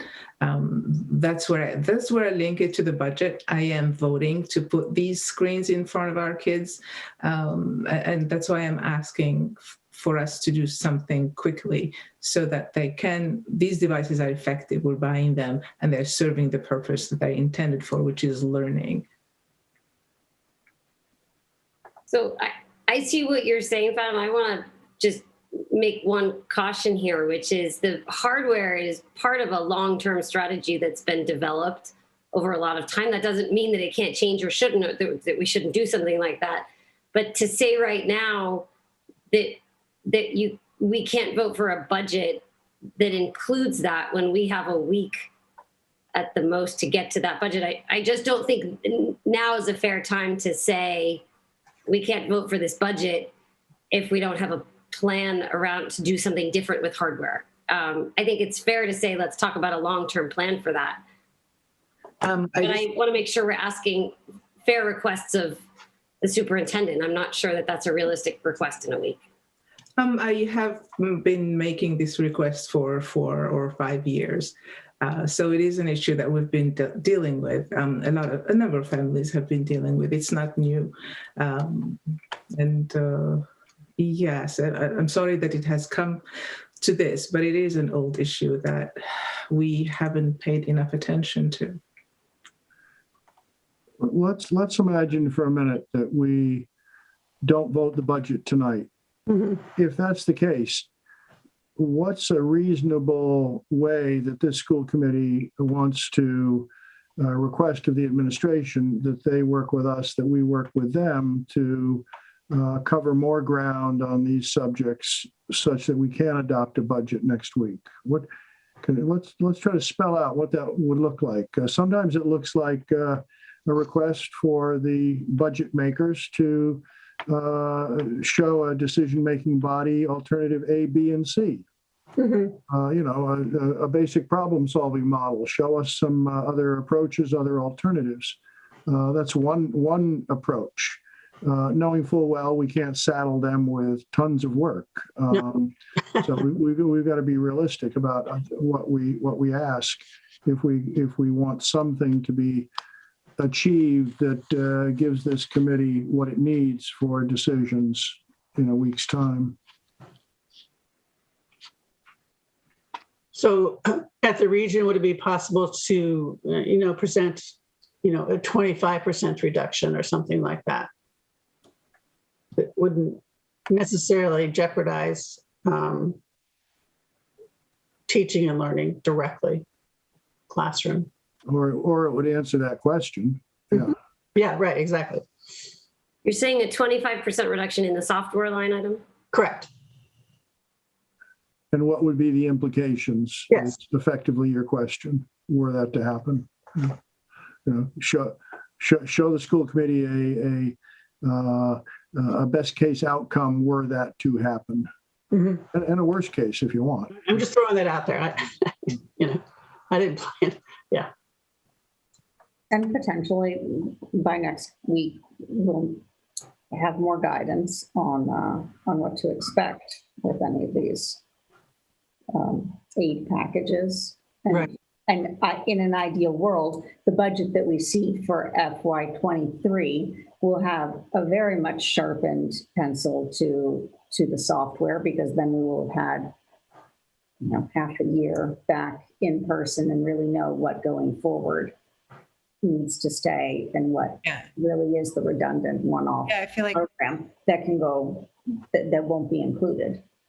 So, so that augmentation, Lori's concern about having the increases, and it's somewhat mitigated at that point, because you would hope that the FY23 budget would have enough reductions in software. That's what it just seems like a weird way to come at this, but yeah. I mean, maybe this helps from a teaching and learning point of view. I think 25% reduction is absolutely possible, even in the worst case scenario at the middle school and the high school, without a doubt, because there are some products that we're using right now that are redundant, or that we don't need to use, two products when they're close enough, and we need to do that vetting. At the elementary school, it's much more based on what is the model that we open up in, because if we're anything like we are right now, then I would say we're going to be really close to what we're currently doing. The only cuts I could see for the elementary and the preschool is maybe in music and PE, but beyond that, I don't see any changes there. So I think middle school and high school, without a doubt, that's not too hard. And we're already starting the process to do that. I actually have a question for Kristen. Is there a timeline that we are looking at phasing out different pieces of software? And the reason why I bring this up for the region is that we have thrown our students into this, and our teachers, and actually more so older teachers, they're not as fluent in adopting new technologies. When you start switching out technology and software that kids get used to using, then we might see another uptick of complaints, because you have just learned one platform, one way of one software platform of getting something done, and then you're throwing students into another state of confusion, learning another product. So when we're talking about eliminating even redundancies, so Are we just talking about getting through to the end of the year? Or, what feedback are you getting from teachers and students in terms of what it would look like going forward? Because you get comfortable with software as well. Yeah, that's a good point. Yeah, so I would say 3 points. The first one is that our teachers, our educators have absolutely to be applauded for the innovation that they've done over this last year. I mean, how do you make a science lab work in a virtual environment? Really? Like, did you ever think you'd be asking that question? It's really like inconceivable, and yet we've done it. We've done it so well that we don't have, any lack of confidence about, for example, our students taking the AP test in a few weeks, because we know that they've covered the material and they've done it thoroughly. So our teachers really should be applauded for going out and looking for those pieces of software that we're going to do the things that they usually do in the classroom. So that's kind of the first point. The second point is, Eva, kids are pretty adaptable as opposed to adults. Learning a new piece of software, they're not worried about getting into a new piece of software and thinking they're going to bring the whole system down for everyone, the way at least I was when I was their age, because you really can't do that. I think where the real issue comes for students, and I think this is what you're raising, is by the incredible basket of tools. So if you're using 75 tools in one school year, that is really overwhelming. So I'm not worried about the frequency that we're changing software as opposed to how much software we're actually asking each individual student to use. For example, if you're taking, let's say, 8 classes and maybe you're a part of a club or a sport, all of those are using 5-6 pieces of software. That's a tremendous amount of software. So that's one thing that we want to look at, particularly for our students who are going to struggle, who going from platform to platform to platform. That's what we need to look at. So we need a lot of good feedback from our students, which is part of the surveys that we've designed for both our students and our staff, which is, which are the absolutely essential pieces that we're using and how can we narrow that basket? And the last point is just, I think this is ubiquitous to what we're talking about, but nobody wants to see kids on screens as much as we have them right now. Not one single person, even our tech specialists. We want to use the tools in an efficient way, but make sure that we are making the best use for learning. And clearly that's not on technology all the time. So we do want to think about how much time we're spending on technology. Even if each individual experience is a good one, we need to think about the whole and putting it together for kids.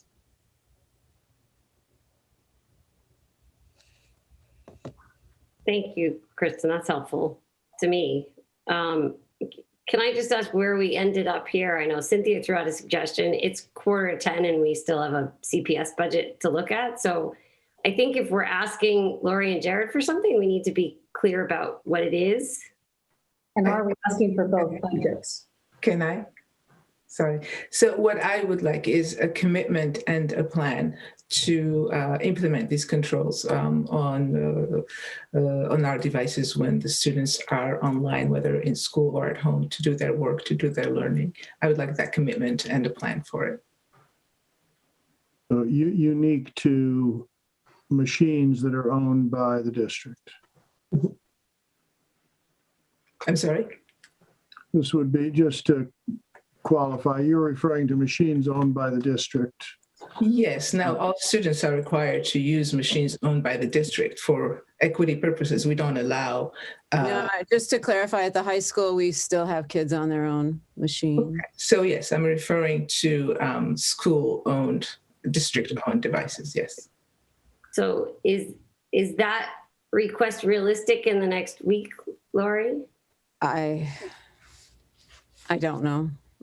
we can try. I think too, So Fatima, are you asking for a commitment to do this in FY23? So it would be implement something for fall of 22 for fall, next fall. Well, if it were up to me, it would have been yesterday, but as soon as possible. But this is long overdue. Again, I'm sorry, I don't disagree with you, Fatima, on trying to get there. I just want to be careful in saying long overdue that is an opinion. I guess you have seen for many times and maybe asked questions over time, but it's not something that the committee has asked about. And so therefore, when we're talking timing, I think we need to be careful here of committee process. Even if one person has asked questions about something over a longer period of time, for the committee to now say, we need a plan on this in the next week, I don't think is fair or realistic. I feel like we're just asking too much. This isn't something that we as a committee have brought up before. And so therefore, it would be springing it on our superintendent right now at the last minute. I don't feel comfortable with that personally. I'm sorry. Mm-hmm. Yes, I don't disagree with what you're asking for long term. It's the process and the timing. I just don't think we can do that. Or that I don't think it's fair that we ask that. Right. And that's why I use the pronoun I. I was just talking on my own behalf. That's what I would like to see. Okay. And when I speak about, the long period of time, that is just to say that this issue has been brought up. It's not a new issue. That's right. I wasn't debating that. Yeah. No, just in terms of the realms in which it was brought up. It's not something the school committee has brought up as a committee. And I'll just make a final comment on that is that doing this myself, you really want to have some white space, summertime, to test this, to roll it out. And in the middle of COVID, if you accidentally impact a student's learning because you didn't do it quite right, it's probably not the greatest idea. And while I wholeheartedly support the initiative, I really think it needs to be thought of as something that we would implement in the fall, because I think it needs to be tested this summer and given proper attention so we don't do it incorrectly. And I think this committee would want to start with an understanding of what's in place right now. Right. And what the options are, because there's degrees of control. I want to bring you It requires research. It requires a lot of testing, various products, various approaches. If you can use what you're currently using or you want something more. So I think it's something that is important, but I think it definitely is not something that you could turn around and do in a week. You could commit to trying to have something for the fall. I think that would be reasonable. And we have had a variety of these tools embedded in the background in our machines over the past couple of decades, but they evolve. It is a complex set of choices. In order to move along tonight, can I just make a proposal? So I'll just say, if I hope we're not going to vote tonight because I just don't think we're quite ready, no matter what. So I'm going to propose, if you can do the 25% cut at the region, come back to us and say, nope, Cynthia, we're going to stick with our budget, and that's our offer. Or you might say we can do the 25% cut, or the committee, not just Cynthia. Does that seem like a reasonable approach? I think, given everything I've heard, I'm in favor of it. I mean, ultimately, this is a budget that this committee has to pass. Some budget is the budget that goes forward out of this committee. Lori and her team do the best work they can, and then we do the best work we can with it. Yeah.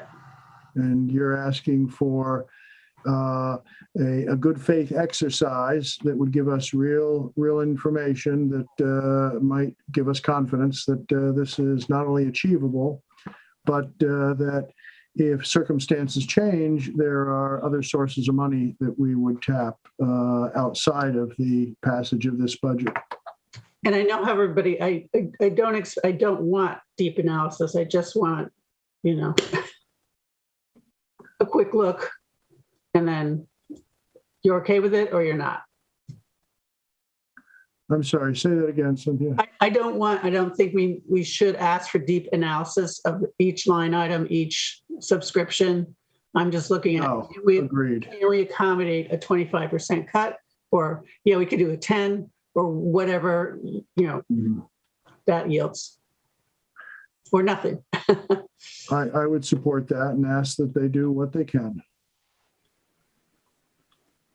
And when I say as soon as possible, possible is there. So that goes along with whatever it takes when it is possible. So if I could have an idea of what I'm asking, what is going to take and how long it is going to take, that will be reassuring to me, as long as there is, a willingness to get started on this and keep us informed of the timeline and the progress.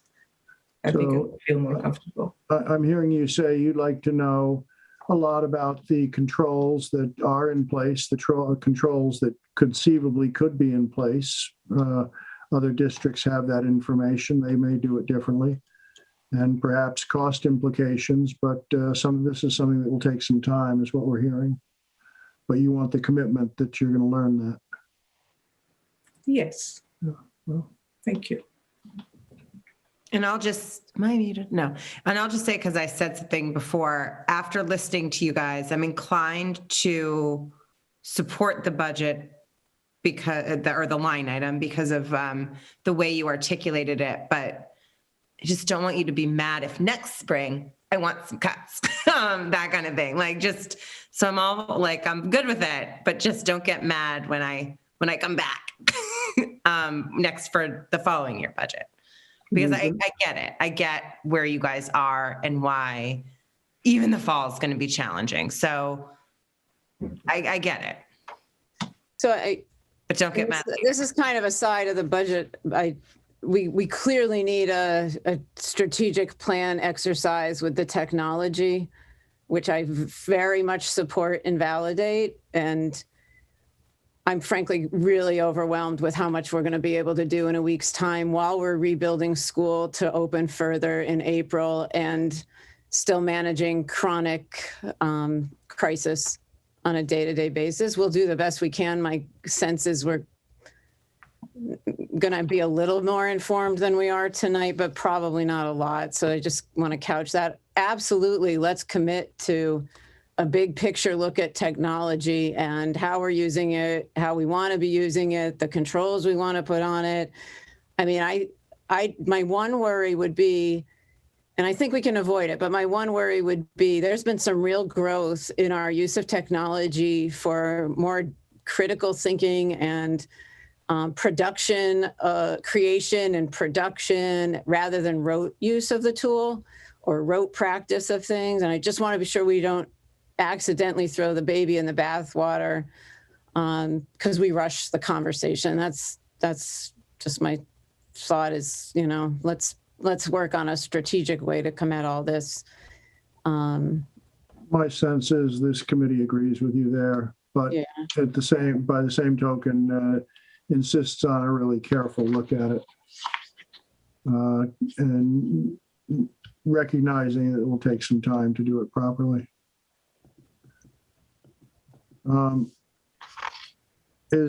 Sarah, is that adequate for us to move on? Should we not hear a motion to approve this budget now? That would then send it immediately to next week's agenda.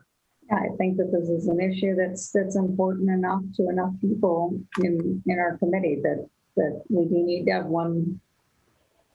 this last look at it. So yeah, we see what would 25% look like, and how would it be done. Kristen and Jared and Lori, are you clear on our hopes and our understanding that we don't expect the impossible? I think so.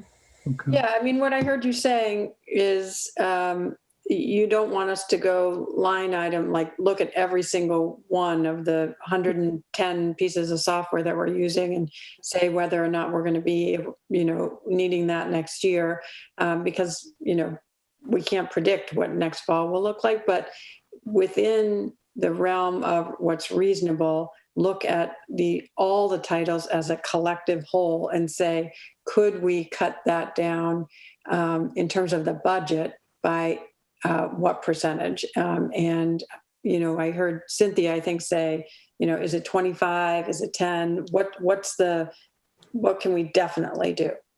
Yeah, I'd add the following caveat, and that is that we believe that analysis actually has been done because of the zero-based approach that you use, but we're not asking for that granular look next week. But we believe that it's occurred.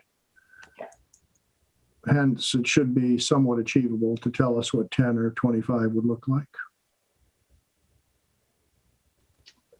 And what the ramifications would be too, so we can understand the decision that we're making if we ask you to cut it that much. If it's not premature, I'm going to move that the Concord Carlisle School Committee adjourn. Second. Anderson, aye. Booth, aye. Out, aye. Winstead, aye. Mustafi, aye. Rainey, aye. Aye. Good night. Good night. Good night. The Concord School Committee stays in session. I will note that we're at the 5-hour mark, and we don't want to meet ourselves coming into work tomorrow morning. So we're going to try to be efficient here. The discussion now is on this budget, and the one place I'm confused, such that I think it'd be good to wait until next week on this one too, is if a 25% reduction in the budget for next year is so achievable 6/12, and if we're already doing a lot of person-to-person, teacher-to-student interaction that's physical right now, why was K-5 not mentioned as a candidate for potential reductions as well that wouldn't impact kids? And I'm not challenging it, I just don't understand it. Because it would strike me that it would be even more achievable because we have more face-to-face contact now and anticipated for the future. So just it's left me a bit confused. Quick answer off the top of my head without the list in front of me. I think Kristen referenced getting a learning platform to, corral and organize all of this and give us use of tools like Seesaw is a definite benefit that COVID brought that I think we would definitely not want to give up. Other things that we expanded on that are really sound research-based interventions like Lexia, which is a very expensive phonics program. That's rolled out at a different level this year. And I think we'd want to be thoughtful before we just roll it back due to cost, because it is a proven intervention and a purposeful reason for kids to be on the technology. So I think it's that level of discussion of what are we using and why. Lexia is a really, that's not something I would want to drop at all. I think it's a really solid, very successful tool that. That's also a pre-COVID purchase too. We've always used that, right? Yeah, but Lori said they've expanded it, so maybe a few minutes on what that looks like might. I mean, we built all of summer school around Lexia, like in ways we hadn't before, and we haven't had time to do what was better about that and what wasn't. I get that. It's just so if we could. I don't think I can answer your question tonight because I don't even have the list of software in front of me. Well, I mean, I can give one reason, which is we're already all back in school, K-5. So, for our 5 core subject areas, we're already teaching to all students in the morning, since they're all coming back. That's why there's such a difference between the K-5 and then the 6-12, which is in the 6-12, we have to create an environment both virtually and in the classroom at the same time in every single subject. That's why we're using so much software, is to sort of be able to meld those two worlds into one experience. And we don't have to do that at the elementary level. So there's very, as I said, hopefully we can do music in person. We can do PE in person next year at the elementary level. Because, those are the pieces of software I know we can just, we don't have to think about how kids are singing with technology if we can sing in person. I know, although singing is one of my biggest worries. Yeah. Probably one of the last things to come back. Yeah, but at the elementary level, the simple answer is we added very few pieces of software for COVID because we had a lot of kids back. Yeah. If people are content with continuing this without a directive to the team that's put together this set of recommendations, then I would entertain a motion to adjourn. Hold on, I just want to be clear what you're saying. That what you're saying is we're asking the same question of them for this budget. Oh, no, we're going without it. Okay. Well, if we're going to give them a directive, it's got to be clear. I'm fine without a directive. I wanted to be clear what you were saying. Then why could we vote on it? Well, let me ask the committee. If there was more information available to you next week, it's got to be framed clearly for Lori tonight. So I would request the same exercise 6-8. With 6-8. I'm thinking, sorry. Same here, same request that I made for CPS to apply for for the region. And again, if you come back and say, this is the budget, there's no reduction, I understand. I just would like a very high level exercise as the court already observed, based on the work you've already done. And I would say it's not the budget, it's the recommendation. It's not a budget until you vote. Yes, thank you. And even then it's a recommendation. That's right. Right? We've got other hurdles. All the way to town meeting, yeah, right? we have other hurdles with this budget. Ultimately, the town meeting owns this one. But these are critical steps. So I'm seeing a consensus emerging, or at least a majority opinion emerging, that this would be a necessary exercise 6-8. I'm not hearing anything around K-5. So, Lori, apologies. We hope you don't have too many calamities this week, so that you and others, and I know you've got a team that can help you on this, who can bring some more information to us for next week, so that we can put this part of the budget process to bed. Is there a motion to adjourn, please? So moved. And is there a second, please? Second. Thank you very much, Heather. Those in favor, roll call. Anderson, aye. Booth, aye. Aye. Ms. Aye. Rainey, aye. Thank you all. Take care.